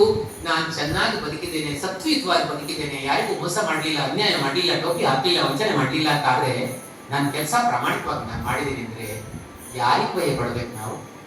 ನಮ್ದೆಲ್ಲ ಬಾಡಿ ರೆಕಾರ್ಡ್ ಸರಿ ಇದೆ ಅಂತ ಆ ಪೊಲೀಸ್ ಬೇಲಿಗೆ ಯಾಕೆ ನಾವು ಸಾಲ ಮಾಡಿಬೇಕು? ಅಲ್ಲಿ ನಿಂತ್ಕೋಬೇಕು? ಮೊಬೈಲ್ ಹಾಕ್ತಿದ್ರ ಅಥವಾ ಅಲ್ಲಿ ಬ್ರೇಕ್ ಹಾಕೊಂಡು ಅಲ್ಲಿ ನಿಂತ್ಕೊಳ್ಳೋದು? ನಾನೆಲ್ಲ ಸರಿ ಇದ್ದೀನಿ ಅಂತ ಯಾಕೆ ಭಯ? ಮಣಿಯದಿಹ ಮನವೊಂದು ಸಾಧಿಸುವ ಹಠವೊಂದು, ನಿಜದ ನೇರಕ್ಕೆ ನಡೆವ ನಿಶ್ಚಲತೆಯೊಂದು, ಅನ್ಯಾಯಕ್ಕೆಂದೆಂದು ಭಾಗದೆಚ್ಚರ ಒಂದು, ಮನುಕಕ್ಕೂ ಪ್ರೇಮಕ್ಕೂ ಚಿರ ತೆರೆದ ಎದೆಯೊಂದು. ಇಷ್ಟಿದ್ರೆ ಯಾರಿಗೂ ಹೆದರ್ಬೇಕಾಗ್ತಿಲ್ಲಂತೆ. ವಿ ಸೀತಾರಾಮಯ್ಯನವರ ಪದ್ಯ ಇದು, ಅಭಿ. ಮಣಿಯದಿಹ ಮನವೊಂದು ನಮ್ಗಿರ್ಬೇಕಂತೆ. ಮಣಿಯದಿಹ ಮನವೊಂದು, ನಾನ್ ಸರಿ ಇದ್ರೆ ಬೇರೆಯವ್ರಿಗೆ ತಲೆ ಬಾಗ್ಬೇಕಾದ ಅಗತ್ಯ ಇಲ್ಲ. ಸರಿ ಇದ್ರೂ ಬೇರೆಯವ್ರಿಗೆ ಹಸಾಳ ಮಾಡಿಬೇಕಲ್ಲ. ಈಗ ಆ ಪರಿಸ್ಥಿತಿ ಬಂದಿದೆಯಲ್ಲ. ಮಣಿಯದಿಹ ಮನವೊಂದು ಸಾಧಿಸುವ ಹಠವೊಂದು, ಏನಾದ್ರೂ ಒಂದು ಸಾಧನೆ ಮಾಡಿಯೇ ಮಾಡ್ತೀನಿ ಹಠ ಇರ್ಬೇಕಂತೆ. ನಿಜದ ನೇರಕ್ಕೆ ನಡೆವ ನಿಶ್ಚಲತೆಯೊಂದು. ಇನ್ನು ಮಕ್ಕಳಿಗೆ ಇಂಥದ್ದಕ್ಕೆ ಟ್ರೈನಿಂಗ್ ಕೊಟ್ಟರೆ ಬದುಕ್ತಾವ ಮುಂದೆ. ನಮ್ಮಲ್ಲಿ ಬುದ್ಧಿ ಸರಳತೆ ಜಾಸ್ತಿಯಾಗಿ ಜೊತೆಗೆ ವಿಶ್ವಾಮಿತ್ರ ಹೇಳಿದಾಗೆ ಇದಂ ಬ್ರಹ್ಮ ಇದಂ ಶಾಸ್ತ್ರಂ. ಆ ಶಾಸ್ತ್ರ ತೇಜಸ್ಸಿದ್ರೇನೆ ಬದುಕು. ಶಾಸ್ತ್ರವನ್ನ ಪೂರ್ತಿ ಮರೆತು ಬಿಟ್ಟಿದ್ದೇವೆ. ಪ್ರತಿಭಟನಾ ಶಕ್ತಿಯನ್ನೇ ಕಳ್ಕೊಂಡಿದ್ದೇವೆ ನಾವು. ಅನ್ಯಾಯ ಮಾಡಿದ್ರು ಕಳ್ಕೊಂಡಿದ್ದೇವೆ. ನಿಜದ ನೇರಕ್ಕೆ ನಡೆವ ನಿಶ್ಚಲತೆಯೊಂದು. ನಿಜದ ನೇರಕ್ಕೆ ನಡೆವ ನಿಶ್ಚಲತೆಯೊಂದು. ನಿಜದ ನೇರ ಅಂದ್ರೆ ನನಗೇನು ಸತ್ಯ ಅಂತ ಕಾಣಿಸುತ್ತೋ ಅದರ ನೇರಕ್ಕೆ ನಡೆಯುವಂಥದ್ದು. ಅನ್ಯಾಯಕ್ಕೆಂದೆಂದು ಭಾಗದೆಚ್ಚರವೊಂದು. ಅನ್ಯಾಯಕ್ಕೆ ಭಾಗಬೇಡ. ಭಾಗದೆಚ್ಚರ ಒಂದು. ಮರುಕಕ್ಕೂ ಪ್ರೇಮಕ್ಕೂ ಚಿರ ತೆರೆದ ಎದೆಯೊಂದು. ಎಲ್ಲಿ ದಯೆ ತೋರಿಸ್ಬೇಕೋ ತೋರಿಸು, ಎಲ್ಲಿ ಪ್ರೀತಿ ತೋರಿಸ್ಬೇಕೋ ತೋರಿಸು. ಹೀಗಿದ್ರೆ ಭಯ ಪಡಬೇಕಾದ ಅಗತ್ಯ ಇಲ್ಲ. ಮೃತ್ಯುವಿಂ ಭಯವೇಕೆ ದೇಶಾಂತರ ಕೊಯ್ವ ಮಿತ್ರನಾದಂ. ಚಿತ್ರ ಹೊಸದಿರುವುದಲ್ಲಿ ಸಾತ್ವಿಕದಿ ಬಾಳ್ದವಂಗೆತ್ತಲೇ ಭಯವಿಹುದು. ಸತ್ರ ಹೊಸದಿಹುದು ನಡೆ ಮಂಕುತಿಮ್ಮ. ಅಲ್ಲೊಂದು ಬೇರೆ ಚೌಟ್ರಿ ಇದೆ, ಕಲ್ಪನೆ ಮಾಡ್ಕೊಳ್ಳೋಕ್ಕೇನು? ಇಲ್ಲಿ ಸಾಧನೆ ಮಾಡ್ಲಿಕ್ಕೆ ಆಗದೆಲ್ಲ ಅಲ್ಲಿ ಸಾಧನೆ ಮಾಡೋದೆ. ಹಾಗಾಗಿ ಅದನ್ನ ಇಟ್ಕೊಂಡು ನೀನು ಬದುಕು. ಅದರಿಂದ ನಿನ್ನ ಪಾಲಿನ ಕರ್ತವ್ಯವನ್ನ ಚೆನ್ನಾಗಿ ಮಾಡಪ್ಪ. ಕರ್ಮಣ್ಯೇವಾಧಿಕಾರಸ್ತೆ ಮಾ ಫಲೇಷು ಕದಾಚನ. ಫಲಾಪೇಕ್ಷೆಯಿಂದ ಕೆಲಸ ಮಾಡಬೇಡ. ಮಾ ಕರ್ಮ ಫಲಹೇತುರ್ಭೂಃ. ಕೆಟ್ಟ ಕೆಲಸ ಫಲಹೇತುವನ್ನ ಬಯಸಿ ಫಲದ ಕಾರಣಕ್ಕಾಗಿ ಕೆಲಸ ಮಾಡಬೇಡ. ಇದು ಸಿಗುತ್ತೆ ಮಕ್ಕಳು ನಮ್ಮನ್ನು ಚೆನ್ನಾಗಿ ನೋಡ್ಕೋತಾರೆ ಅಂತ ಸಾಕಬೇಡ. ಸಾಕು ಸಾಕಷ್ಟೇ. ಸಾಕೋದು ಕರ್ತವ್ಯ. ಅವ್ರ ಕರ್ತವ್ಯ ನಾವು ಮಾಡ್ತಾರೆ ನಿರೀಕ್ಷೆ ಇಟ್ಕೋಬಾರ್ದು. ನಿರೀಕ್ಷೆ ಇಟ್ಕೊಂಡ್ರೆ ಅಯ್ಯೋ ಅಷ್ಟು ಪ್ರೀತಿಯಿಂದ ಸಾಕಿದೆ ಒಳೋಗ್ಬಿಟ್ವಲ್ಲ ಮಕ್ಕಳು, ಅಮೆರಿಕ ಸೆಟ್ಲ್ ಆಗಿದಾವಲ್ಲ, 2 ವರ್ಷಕ್ಕೆ ಒಂದ್ಸಲ ಬರಲ್ಲ. ನಾವು ಹೋಪ್ ಇಟ್ಕೊಂಡಿದ್ದಕ್ಕಲ್ವ ಬೇಜಾರು. ಒಂದು ಗುಲಾಬಿ ಹೂವು ನೆಡ್ತೀವಿ, ನಿಮಗೆ ಎಷ್ಟು ಕ್ಲಾರಿಫೈ ಮಾಡ್ತಾರೆ, ಉದಾಹರಣೆ ಕೊಡ್ತಾರೆ ಅಂದ್ರೆ ಹಾಗೆ ಇದೇ ಭಾವ ಅಂತ ಉಂಟಾರೆ. ಇರುವ ಕೆಲಸವ ಮಾಡು ಕಿರಿದೆನದೆ ಮನವಿಟ್ಟು, ದೊರೆತುದ ಹಸಾದವೆಂದುಣ್ಣು ಗುಣಗಿಡದೆ, ಧರಿಸು ಲೋಕದ ಭರವ ಪರಮ ಕಸವನ್ನು ಬಿಡದೆ ಹೊರಟು ಕರಬರಲದೆ ಮಂಕುತಿಮ್ಮ.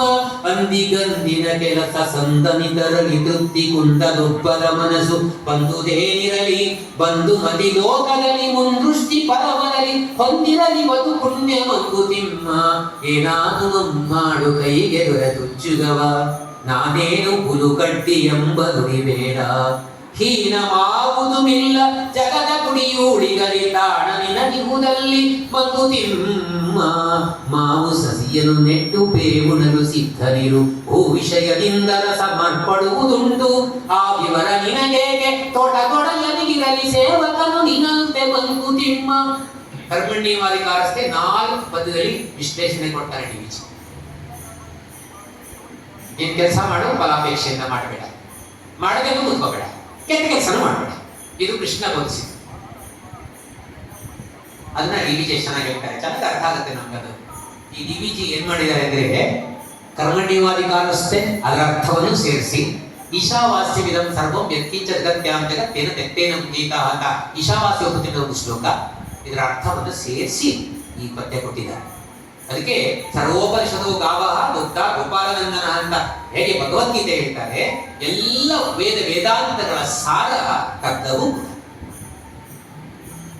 ಅರ್ಜುನ ನೆಮಾಗಿ ಇಟ್ಕೊಂಡು ಕೃಷ್ಣ ಬೋಧಿಸಿದ, ಅದು ನಮಗೆ. ಆದ್ರೆ ಡಿವಿಜಿ ಯಾರನ್ನು ಇಟ್ಕೊಳ್ಳಿಲ್ಲ, ತನಗೆ ತಾನೇ ಹೇಳ್ಕೊಂಡು. ಯಾರು ಆಕ್ಷೇಪ ಮಾಡೋದಿಲ್ವಲ್ಲ? ಒಳ್ಳೆ ವಿಚಾರ ಬೇರೆಯವ್ರು ಹೇಳಿದ್ರೆ ಯಾಕೆ ಹೇಳ್ತಾರೆ? ಈಗ ನನ್ನೇ ಹೇಳ್ಕೊಡೋದಪ್ಪ. ಅವಾಗ ಓ ನನಗೂ ಅಪ್ಲೈ ಆಗುತ್ತೆ ಅಂತ ತಿಳ್ಕೊಂಡು ಅಪ್ಲೈ ಮಾಡ್ಕೊಂಡ್ರೆ ಲಾಭ. ಎಷ್ಟು ಚೆನ್ನಾಗಿ ಹೇಳ್ತಾರೆ, ವಿಷದ ಮಾದೊಂದು ಜೀವನ ಧರ್ಮದ ಋಷಣವನ್ನು ಸುರಿಕೊಳ್ಳೆ ತನ್ನ ಮನಸ್ಸಿಗೆ ತಾನೇ ಬಗೆದು ನಿಸದವಂ ಗ್ರಂಥಾನುಭವಗಳಿಂದ ಆರಿಸುತ್ತೆ ಹೊಸದೆಗಿ ಕಗ್ಗವನು ಮಂಕುತಿಮ್ಮ.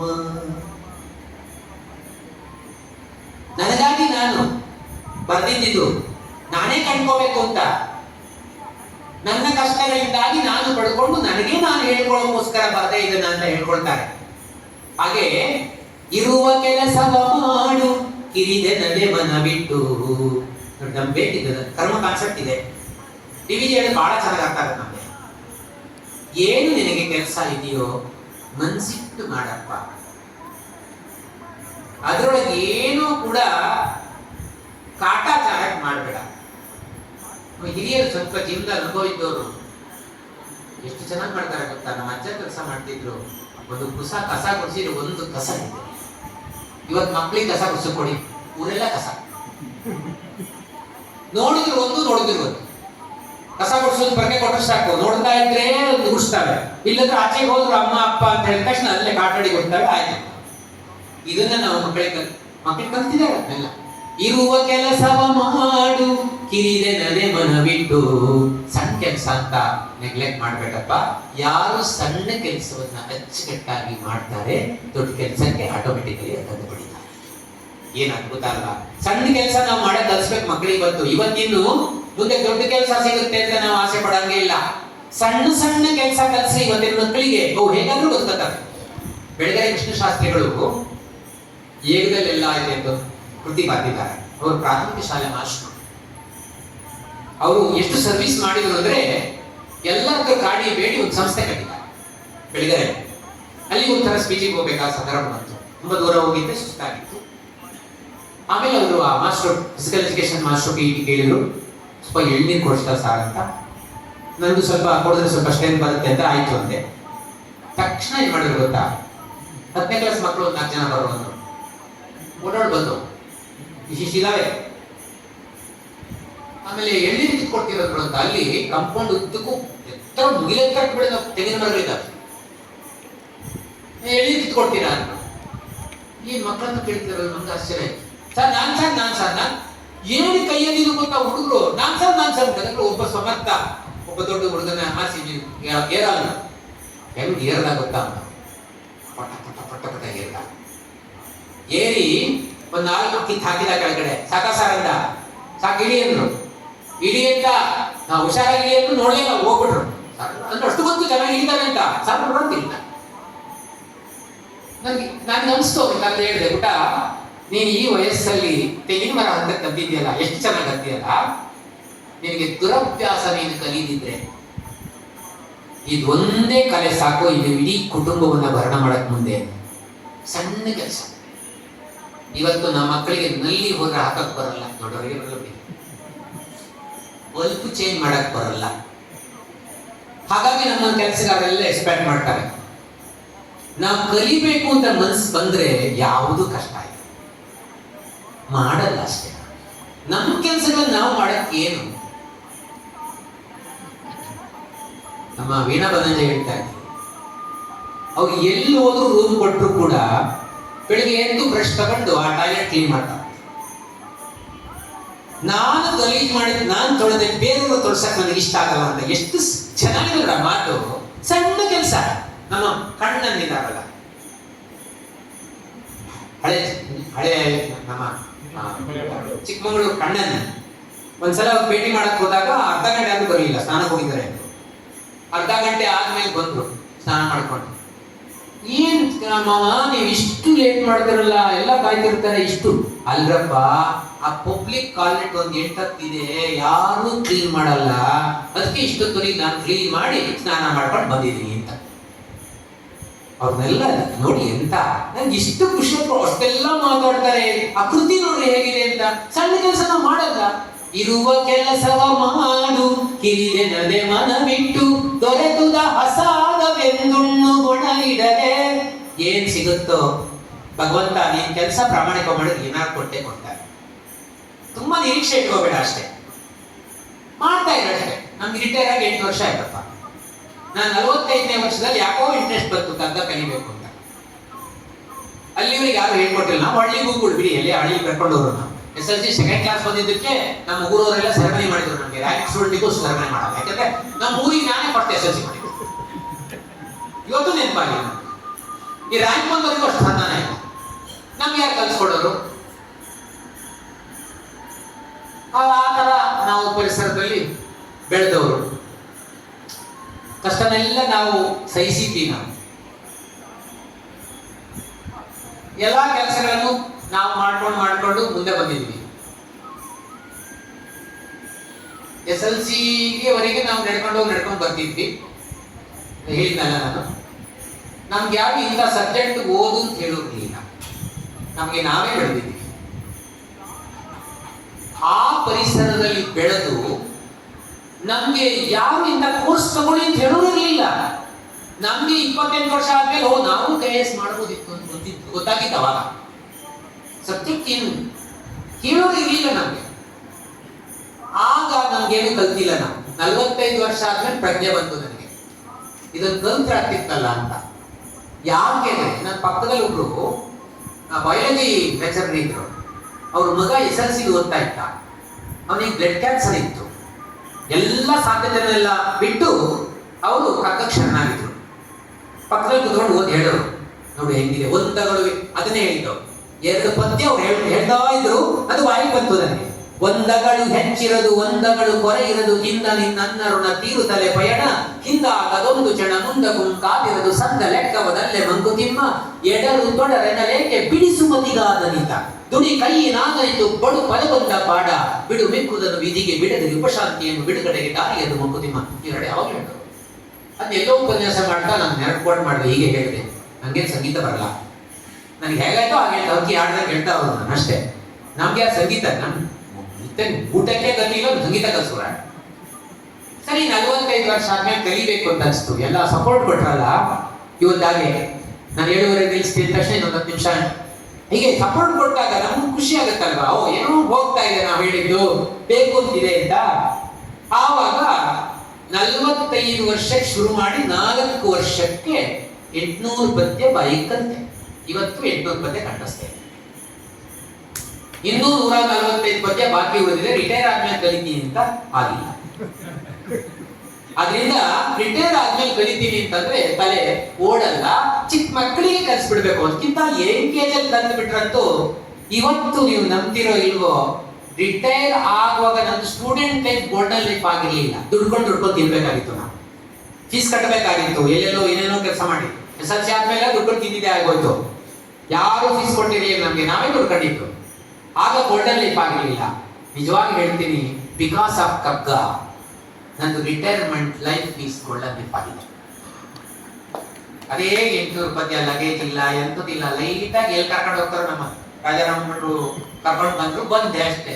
ಏನು ಲಗೇಜ್ ಇದ್ದಿದ್ದಲ್ಲ, ಅದ್ರ ಬಗ್ಗೆ ಪುಸ್ತಕ ಏನಿಲ್ಲ, ಇಲ್ಲಿ ಇದೆಯಲ್ಲ ತೆಗೆದು ಹೇಳೋದು, ಎಷ್ಟೊತ್ತಿಗೆ ಟೈಮ್ ಆಗೋದು ನಿಲ್ಲಿಸ್ಬಿಡೋದು.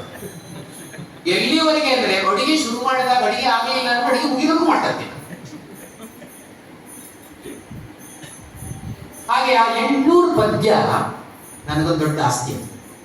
ನಾನು ಯಾವಾಗ ತಮಾಷೆ ಹೇಳ್ತಾ ಇದ್ದೀನಿ, 800 ಪದ್ಯ ಕಲ್ತು ಬಿಡಿ ನೀವು, 4 ಎಕರೆ ಅಡಿಕೆ ತೋಟ ಇದ್ದಾನೆ, ಬೇಸಾಯ ಮಾಡೋದು ಬೇಡ, ಅಡಿಕೆ ಬೇಯಿಸೋದು ಬೇಡ, ಏನು ಬೇಡ, ಅಷ್ಟು ಶಕ್ತಿ ಇದು. ಒಂದಾಗ ನಮ್ಮ ಪ್ರೀತಿ ಹೆಂಗೆ ತೋರಿಸ್ತಾರೆ ಜನ, ಅದ್ಭುತವಾದ ಪ್ರೀತಿ. ನಾನು ಅಪೇಕ್ಷೆ ಪಡೆದಿದ್ರು ಕೂಡ ಅಯ್ಯೋ ದೇವ್ರೆ ಅದೇನು ಪ್ರೀತಿ ತೋರಿಸ್ತಾರೆ. ಕೆಲವೊಂದು ಮೈಸೂರು ಆ ಕಡೆ ಎಲ್ಲ ನಿಮ್ ಪಾದಧೂಳಿ ನಮ್ಮನೆ ಬನ್ನಿ ಪವಿತ್ರ ಆಗತ್ತೆ ಅಂತ ಇಷ್ಟೆಲ್ಲ ಹೇಳ್ತಾರೆ. ನಾವು ಸ್ವಲ್ಪ ಟಿವಿಜಿ ನೆನೆಸ್ಬಿಡ್ತೀನಿ ಬಿಡಿ. ಅಹಂಕಾರ ಪ್ರತಿ ದಿವಸನೂ ಹೇಳ್ತಾ ಇರ್ತೀನಿ, ನನ್ಗೆ ಅಹಂಕಾರ ಬಾರದೇ ಇರ್ಲಿ, ಹಾಗಾಗಿ ಈ ಮಟ್ಟಕ್ಕೆ ಇಟ್ಟಿದ್ದಾರೆ. ನಾನು ಇಲ್ಲಿ ಕೂತ್ಕೊಂಡಾಗ ಮಾತಾಡೋದು, ಆಮೇಲೆ ಮರ್ತ್ಬಿಡ್ತೀನಿ. ನಾನು ಏನು ಮರ್ತ್ಬಿಡೋದು, ಯಾಕೆಂದ್ರೆ ಕಥಾ ಕಲಿಸಿದ ವಿನಯ ಟಿವಿಜಿ ಅಷ್ಟೆಲ್ಲ ಬರೆದ್ರು. ಏನು ವಿನಯ ಅಪ್ಪ, ವನಸು ಮೊದಲೆನ್ನ ಜೀವನವು ವಿಕಸಿಸುವಂತೆ ಮನವನನುಗೊಳಿಸು ಗುರುವೇ ಹೇ ದೇವ. ಜನಕ್ಕೆ ಸಂತಸವೀವ ಕನನು ನಾನೆಂದೆಂಬ ಎಣಿಕೆ ತೋರದೆ ಜಗದ ಪೊಗಳಿಕೆಗೆ ಬಾಯಿ ಬಿಡದೆ ಮನವನನುಗೊಳಿಸು ಗುರುವೇ ಹೇ ದೇವ. ಕಾನನದಿ ಮಲ್ಲಿಗೆಯು ಮೌನದಿಂಬಿರಿದು ನಿಜ ಸೌರಭವ ಸೂಸಿ ನಲವಿಂತ ನೆಲೆಯ ಮೆಂತಿರ್ದು ದೀನತೆಯ ತೋರಿ ಅಭಿಮಾನವನ್ನು ತೊರೆದು ಕೃತಕೃತ್ಯತೆಯ ಪಡೆವಂತೆ ಮನವನನುಗೊಳಿಸು ಗುರುವೇ ಹೇ ದೇವ. ಉಪಕಾರಿ ನಾನು ಎಂದು ಪ್ರಕೃತಿಯು ಜಗತ್ತೆಂಬ ವಿಪರೀತ ಮತಿಯ ನುಡಿದು ವಿಪುಲಾಶ್ರಯವ ನೀವ ಸುಫಲ ಸುಮಭರಿತ ಪಾದ ಪದಂತೆ ನೈಜ ಮಾದೊಳ್ಪಿನಿಂಬಾಳ್ವ ಗುರು ಮನವನನುಗೊಳಿಸು ಗುರುವೇ ಹೇ ದೇವ. ಎಷ್ಟು ಚೆನ್ನಾಗಿ ಪ್ರಾರ್ಥನೆ ಮಾಡಿದ್ರು. ನನಗೆ ಯಾವತ್ತೂ ಅಹಂಕಾರ ಬರದೇ ಇರಲಿ. ಏನೆಲ್ಲ ಬರೆದಿದ್ದಾರೆ, ಬರದಂತೆ ನಡೆದ ಮಹಾನ್ ವ್ಯಕ್ತಿತ್ವ. ಅದಕ್ಕೆ ದಾರ್ಶನಿಕರು ಅಂತ ಕರೆಯುವರು. ಅವರು ಬರೆದಿದ್ದ ಕೃತಿಗಳನ್ನ ಅರ್ಥ ಮಾಡ್ಕೊಳಕ್ಕಾಗಲ್ಲ, ಆ ಧೈರ್ಯ ಶಕ್ತಿ ಇಲ್ಲ ಅಂದ್ರೆ ಆ ಬರೆಯಕ್ಕಾಗದೇ ಇಲ್ಲ. ಆ ಪುಣ್ಯಾತ್ಮ SLC ನಾಪಾಸ್, ಕನ್ನಡದಲ್ಲೂ ಫೇಲು. ಬ್ಯಾಕ್ಟೆಕ್ ಅಂತ ಕೃತಿಯನ್ನ ಕನ್ನಡೀಕರಿಸಿದ್ದಾರೆ. ಏನ್ ಕನ್ನಡ ಅದ್ಭುತ. ನನ್ನ ಅತ್ತೆ ಮಕ್ಕಳಿಗೆ ಒಂದು 25 ಪದ್ಯ ಕಲ್ತ್ಬಿಟ್ರಪ್ಪ, ಇನ್ ಕನ್ನಡ ಬೇರೆ ಬೇಡ ಅಂತ. ಏನ್ ಟ್ರಾನ್ಸ್ಲೇಷನ್.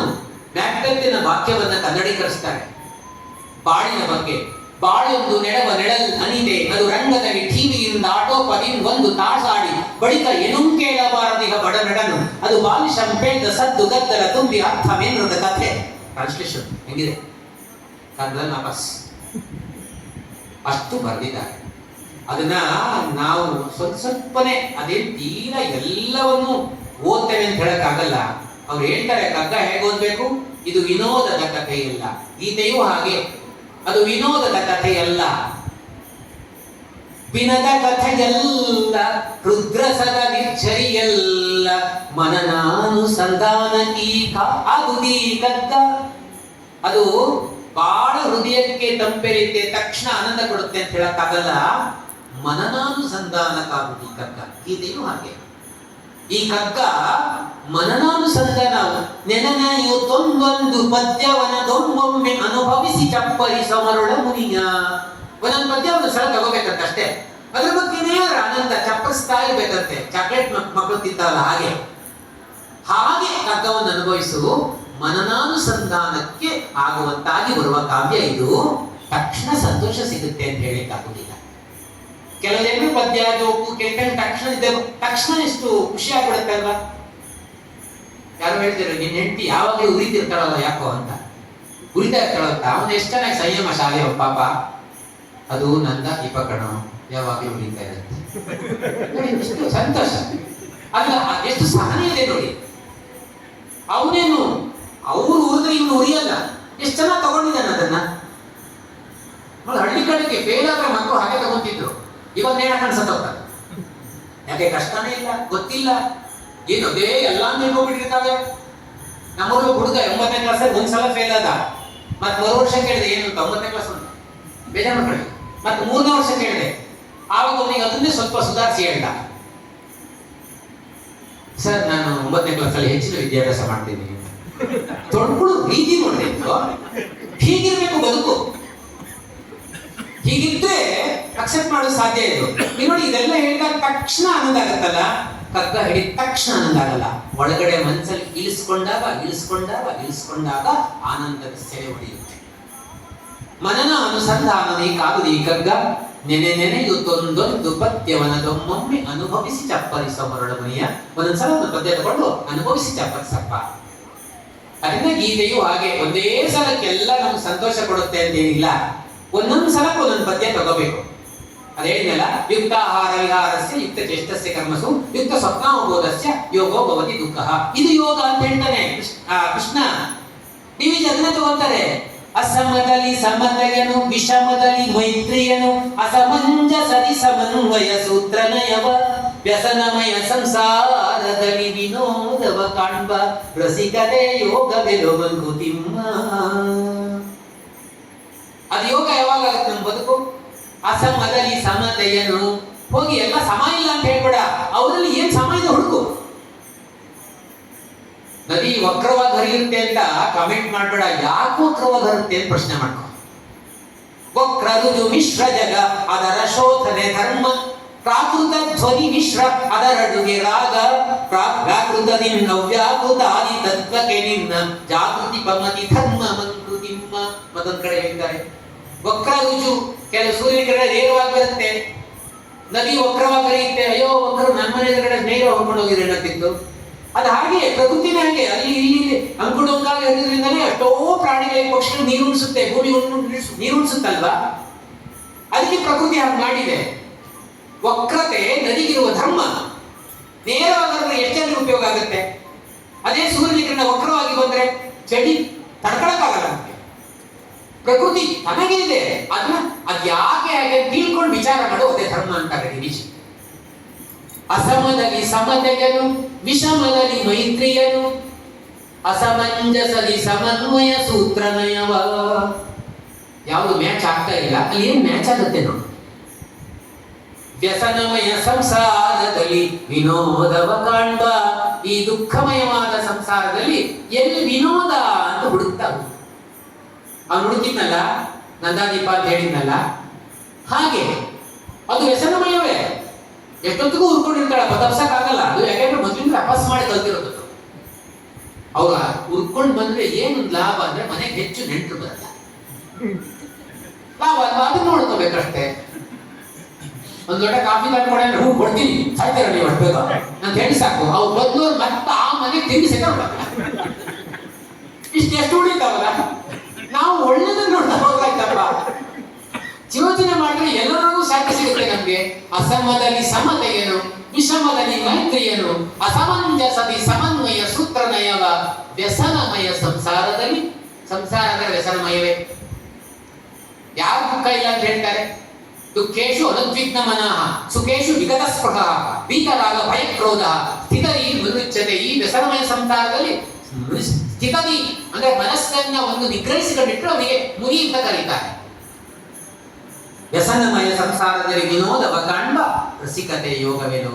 ಈ ತರ ವ್ಯಸನಮಯ ಸಂಸಾರದಲ್ಲಿ ಆನಂದವನ್ನ ಕಾಣುವಂತ ಇದೇನಿದೆ ರಸಿಕತೆ ಇದೆಯಲ್ಲ, ಅದಕ್ಕೆ ಯೋಗ ಅಂತ ಡಿವಿಜಿ ಹೇಳ್ತಾರೆ.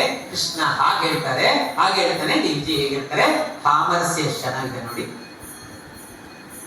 ಅದರಿಂದ ಬ್ರಹ್ಮಾರ್ಪಣಂ ಬ್ರಹ್ಮ ಹವಿ ಬ್ರಹ್ಮಾತ್ಮೌ ಬ್ರಹ್ಮಣಾಹುತಂ ಬ್ರಹ್ಮೈವ ತೇನ ಗಂತವ್ಯಂ ಬ್ರಹ್ಮ ಕರ್ಮ ಸಮಾಧಿನ. ಊಟ ಮಾಡುವಾಗ ಹೇಳ್ತಾರಲ್ವಾ, ನಾವು ಊಟ ಮಾಡಿದ್ದು ಭಗವಂತನಿಗೆ ಅರ್ಪಿತ ಅಂತ ತಿಳ್ಕೊಂಡು ಊಟ ಮಾಡು. ಇದನ್ನೇ ವೈಭವಸ್ಯ ಚೆನ್ನಾಗಿ ಹೇಳ್ತಾರೆ. ಅವತ್ತು ಪ್ರಸ್ತಾಪ ಮಾಡಿದ್ದೆ. ಅನ್ನ ಉಣು ಬಂದು ಅದನ್ನು ಬೇಯಿಸಿದನಿ, ನಿನ್ನ ದುಡಿದದ ಬೆಮರೋ ಪೆರರ ಕಣ್ಣೀರೋ, ತಿನ್ನು ನೀಂ ಜಗಕ್ಕೆ ತಿನ್ನಲಿತ್ತನಿತ ಮಿಕ್ಕೂಟ, ಜೀರ್ಣಿಸದ ಋಣಶೇಷ ಮಂಕುತಿಮ್ಮ, ಜೀರ್ಣಿಸದ ಋಣಶೇಷ ಮಂಕುತಿಮ್ಮ. ಅದ್ಭುತವಾದ ಪದ್ಯ ಇದೆ. ಇಂಟ್ರಾಸ್ಪೆಕ್ಷನ್, ಮನಸ್ಸನ್ನು ನಾವು ಕೇಳ್ಕೋಬೇಕು. ದಿವಸ ಊಟ ಮಾಡುವಾಗ ಕೇಳ್ಬೇಕಂತ ಅದು ಹತ್ರ. ಅನ್ನ ಉಣುವಂದು ಅದನ್ನು ಬೇಯಿಸಿದ ನೀರ್, ನಿನ್ನ ದುಡಿತದ ಬೆಮರು. ನೀನೇ ಸ್ವತಃ ಬೆವರು ಸುರಿಸಿ ದುಡ್ಕೊಂಡು ತಿಂತ ಇದೆಯೋ, ಅಥವಾ ಪೆರರ ಕಣ್ಣೀರೋ. ಅನ್ನದಲ್ಲಿ ಬೇರೆಯವ್ರ ಕಣ್ಣೀರಿದೆಯಾ ಪ್ರಶ್ನೆ ಮಾಡ್ಕೊ. ಬ್ರಾಹ್ಮಣರಲ್ಲಿ ಕ್ರಮ ಇತ್ತಲ್ಲ, ಸತ್ಯಂ ತಾರತೆ ತಾರತೇನ ಪರಿಶಿಂಚಾಮಿ. ಪೂರ್ವಸ್ವಾದ ಭಾಗವತ್ ಆ ಗಾಯತ್ರಿ ಜಪದ ಮಂತ್ರವನ್ನ ಹೇಳಿ, ಏನಾದ್ರು ನನಗೆ ತಿಳಿದೇ ಇತ್ತು ಪಾಪ ಏನಾಗಿತ್ತು ದೂರ ಆಗ್ಲಿ, ಇದನ್ನ ಸತ್ಯದಿಂದ ಅನ್ನ ಇದನ್ನ ಹೇಳ್ಕೊಂಡು ತಿನ್ನೋದಲ್ಲ. ಹಾಗೆ ಹೇಳಿದ ಮೇಲೆ ಅನ್ನ ಸತ್ಯದ್ದಾದ್ಮೇಲೆ ನಾವು ಬೇಡ ಕೆಲಸ ಮಾಡಕ್ಕಾಗತ್ತಾ? ಎಷ್ಟು ಸಂಸ್ಕಾರ ಇದೆ ಅದರೊಳಗೆ. ಡಿವಿಜನ್ ಎಷ್ಟು ಚೆನ್ನಾಗಿ ತಗೊಂಡ್ಬಂದ್ರು. ಊಟ ಮಾಡುವಾಗ ಕೇಳು, ನೀನೇ ಸ್ವತಃ ಬೆವರು ಸುರಿಸಿ ದುಡ್ಕೊಂಡು ತಿಂತ ಇದೆಯೋ, ನೀನು ಅನ್ನಕ್ಕೆ ನ್ಯಾಯ ಒದಗಿಸಿದ್ಯಾ? ನೀನು ತಗೊಳ್ಳೋ ಸಂಬಳಕ್ಕೆ ಸರಿಯಾಗಿ ನ್ಯಾಯ ಒದಗಿಸಿದ್ಯಾ? ಕೇಳ್ಕೊ ಊಟ ಮಾಡುವಾಗ. ಅನ್ನ ಉಣುವಂದು ಕೇಳಿ ಅದನ್ನು ಬೇಯಿಸಿದ ನೀರ್, ನಿನ್ನ ದುಡಿತದ ಬೆಮರೋ ಪೆರದ ಕಣ್ಣೀರೋ. ತಿನ್ನು ನೀನ್ ಜಗಕ್ಕೆ ತಿನ್ನಲಿತ್ತನೀತ ಮೆಕ್ಕೂಟ. ಜಗತ್ತಿಗೆ ನೀನೇನ್ ಕೊಡ್ತೀಯೋ ಅದನ್ನು ಮಾತ್ರ ನೀನ್ ತಿನ್ನು, ಸ್ಪೆಷಲ್ ಆಗಿ ನೀನೇ ಅಡಿಗೆ ಮಾಡ್ಕೊಂಡು ತಿನ್ಬೇಡ. ನಾನೇ ಸ್ಪೆಷಲ್ ಆಗಿ ಮಾಡ್ಕೊಂಡು ತಿಂದ್ರೆ ಜೀರ್ಣವಾಗದ ಋಣ ಅಂತ ಬಹಳ ಸ್ಟ್ರಾಂಗ್ ಇದೆ. ಅದನ್ನೇ ಭಗವದ್ಗೀತೆ ಇದೆ, ತೈರ್ದತ್ತಾನ ಪ್ರದಾಯೇಭ್ಯೋ ಯೋ ಗುಂತೆ ಸ್ಥೇನ ಏವ ಸಹ ಯಜ್ಞಶಿಷ್ಟಾಶಿನ ಸಂತಃ ಮುಚ್ಚಂತೆ ಸರ್ವ ಕಿಲ್ಬಿಷೈಃ ಭುಂಜತೆ ತೇ ತ್ವಗಂ ಪಾಪಾಃ ಯೇ ಪಚಂತ್ಯಾತ್ಮಕಾರಣಾತ್. ಯಾರು ತಮಗಾಗಿ ಅಡಿಗೆ ಮಾಡ್ಕೊಂಡು ತಿಂತಾರೋ ಪಾಪವನ್ನೇ ತಿಂದ ಹಾಗೆ. ಯಾಕೆಂದ್ರೆ ಒಂದು ಊಟದಲ್ಲಿ ನಾವು ಊಟ ಮಾಡುವ ಎಲೆಯಿಂದ ಹಿಡಿದು ಅಲ್ಲಿ ಬರುವ ಪದಾರ್ಥಗಳನ್ನೆಲ್ಲ ಪ್ರಶ್ನೆ ಮಾಡಿ ನಮ್ದು ಯಾವ್ದಿದೆ ಅದರಲ್ಲಿ ಅಂತ. ಅನ್ನ ಅಲ್ಲಿವರೆಗೆ ಬರ್ಬೇಕಾದ್ರೆ ಎಷ್ಟೋ ಜನ ಕೆಲಸ ಮಾಡಿರ್ತಾರೆ, ಅಡಿಗೆ ಭಟ್ರು ಬೇಯಿಸಿರ್ತಾರೆ, ರೈತ ಬೆಳೆದಿರ್ತಾನೆ, ಎತ್ತುಗಳು ದುಡಿದಿರ್ತವೆ, ಬೇಳೆ ಎಲ್ಲೋ ಬೆಳೆದಿರುತ್ತೆ, ಉಪ್ಪು ಸಮುದ್ರದ ಬಂದಿರುತ್ತೆ, ಉಪ್ಪಿನಕಾಯಿ ಸಾಗರದಿಂದ ಬಂದಿರುತ್ತೆ, ಅಕ್ಕಮಿಡಿ ಅಂತ ತಂದಿರ್ತೀವಿ, ಬಾಳೆ ಎಲೆ ತೋಟದಿಂದ ಬಂದಿರುತ್ತೆ. ನಮ್ದೇನಲ್ಲಿ ತಿನ್ನೋದಷ್ಟೇ ಅಂದ ಮೇಲೆ ಅದಕ್ಕೆ ನ್ಯಾಯ ಒದಗಿಸ್ಬೇಕಲ್ಲ. ಇದನ್ನು ನಿಜವಾಗ್ಲೂ ಮನಸ್ಸಲ್ಲಿ ಗುರುಗುಡ್ತಾ ಹೋದ್ರೆ ಅದನ್ನು ತಾನೇ ಸುಧಾರಣೆ ಆಗುತ್ತೆ. ಆದ್ರಿಂದ ಇಂಥ ಡೋಸೇಜ್ ಅನ್ನ ದೇವಿಜಿ ಅವರಾಗ್ಲಿ ಭಗವದ್ಗೀತೆಯಲ್ಲಾಗಿ ಅದ್ಭುತವಾಗಿ ಕೊಡ್ತಾ ಹೋಗ್ತಾರೆ. ನಾನು ಎಲ್ಲೂ ಕೂಡ 1.25 ಗಂಟೆ ಮೇಲೆ ಮಾಡಿಲ್ಲ. ನಿಮ್ಮ ಉತ್ಸಾಹ ನೋಡಿ ನನಗೂ ಶ್ರಮ ದೂರ ಆಯ್ತು. 1.25 ಗಂಟೆ ನಿಲ್ಲುತ್ತಾ ಒಳಗಡೆ ಬಂದ್ಬಿಡುತ್ತೆ ಕರೆ. ಆದ್ರೆ ಇವತ್ತು ನಾನು ಗಂಟೆ ನೋಡಿದ ಮೇಲೆ ಗೊತ್ತಾಗ್ತಾ ಇದೆ ಅದೆಲ್ಲ ಇಲ್ಲಿಯ ಮಹಿಮೆ. ಬಹುಜನಂ ಕೈ ಮುಗಿದ ತೀರ್ಥದೊಳ್ ಕ್ಷೇತ್ರದೊಳ್ ಮಹಿಮೆಯಲ್ಲೇನೆಂದು ಸಂಶಯಿಸಬೇಡ. ವಿಹಿತ ಗೈದವರಾರು ವಸತಿಂ ದೈವಕ್ಕೆ ಮಹಿಮೆ ಮನಸೋತೆಡೆಯ ಮಂಕುತಿಮ್ಮ. ನಾನಾ ಜನ ಬಂತು ಇಲ್ಲಿ ಮಹಿಮೆ ಎಷ್ಟು ವರ್ಷದಿಂದ ನಡೀತಾ ಇದೆಯಲ್ಲ. ಎಲ್ಲಿ ದೇವಸ್ಥಾನದ ಎದುರುಗಡೆ ನಿಂತಾಗ ಮನಸ್ಸು ಸೋಲುತ್ತೋ ಅಲ್ಲಿ ಭಗವಂತ ಇದ್ದಾನೆ ಅಂತ ತಿಳ್ಕೊಂಡ್ಬಿಡು ಅಂತ ಮಹಿಮಾಮಯನಾದ ರಾಮಚಂದ್ರನಿಗೆ ನನ್ನ ವಾಕುಸ್ಮಗಳನ್ನು ಅರ್ಪಿಸಿ ನನ್ನ ಮಾತು ಮುಗಿಸ್ತಾ ಇದ್ದೆ.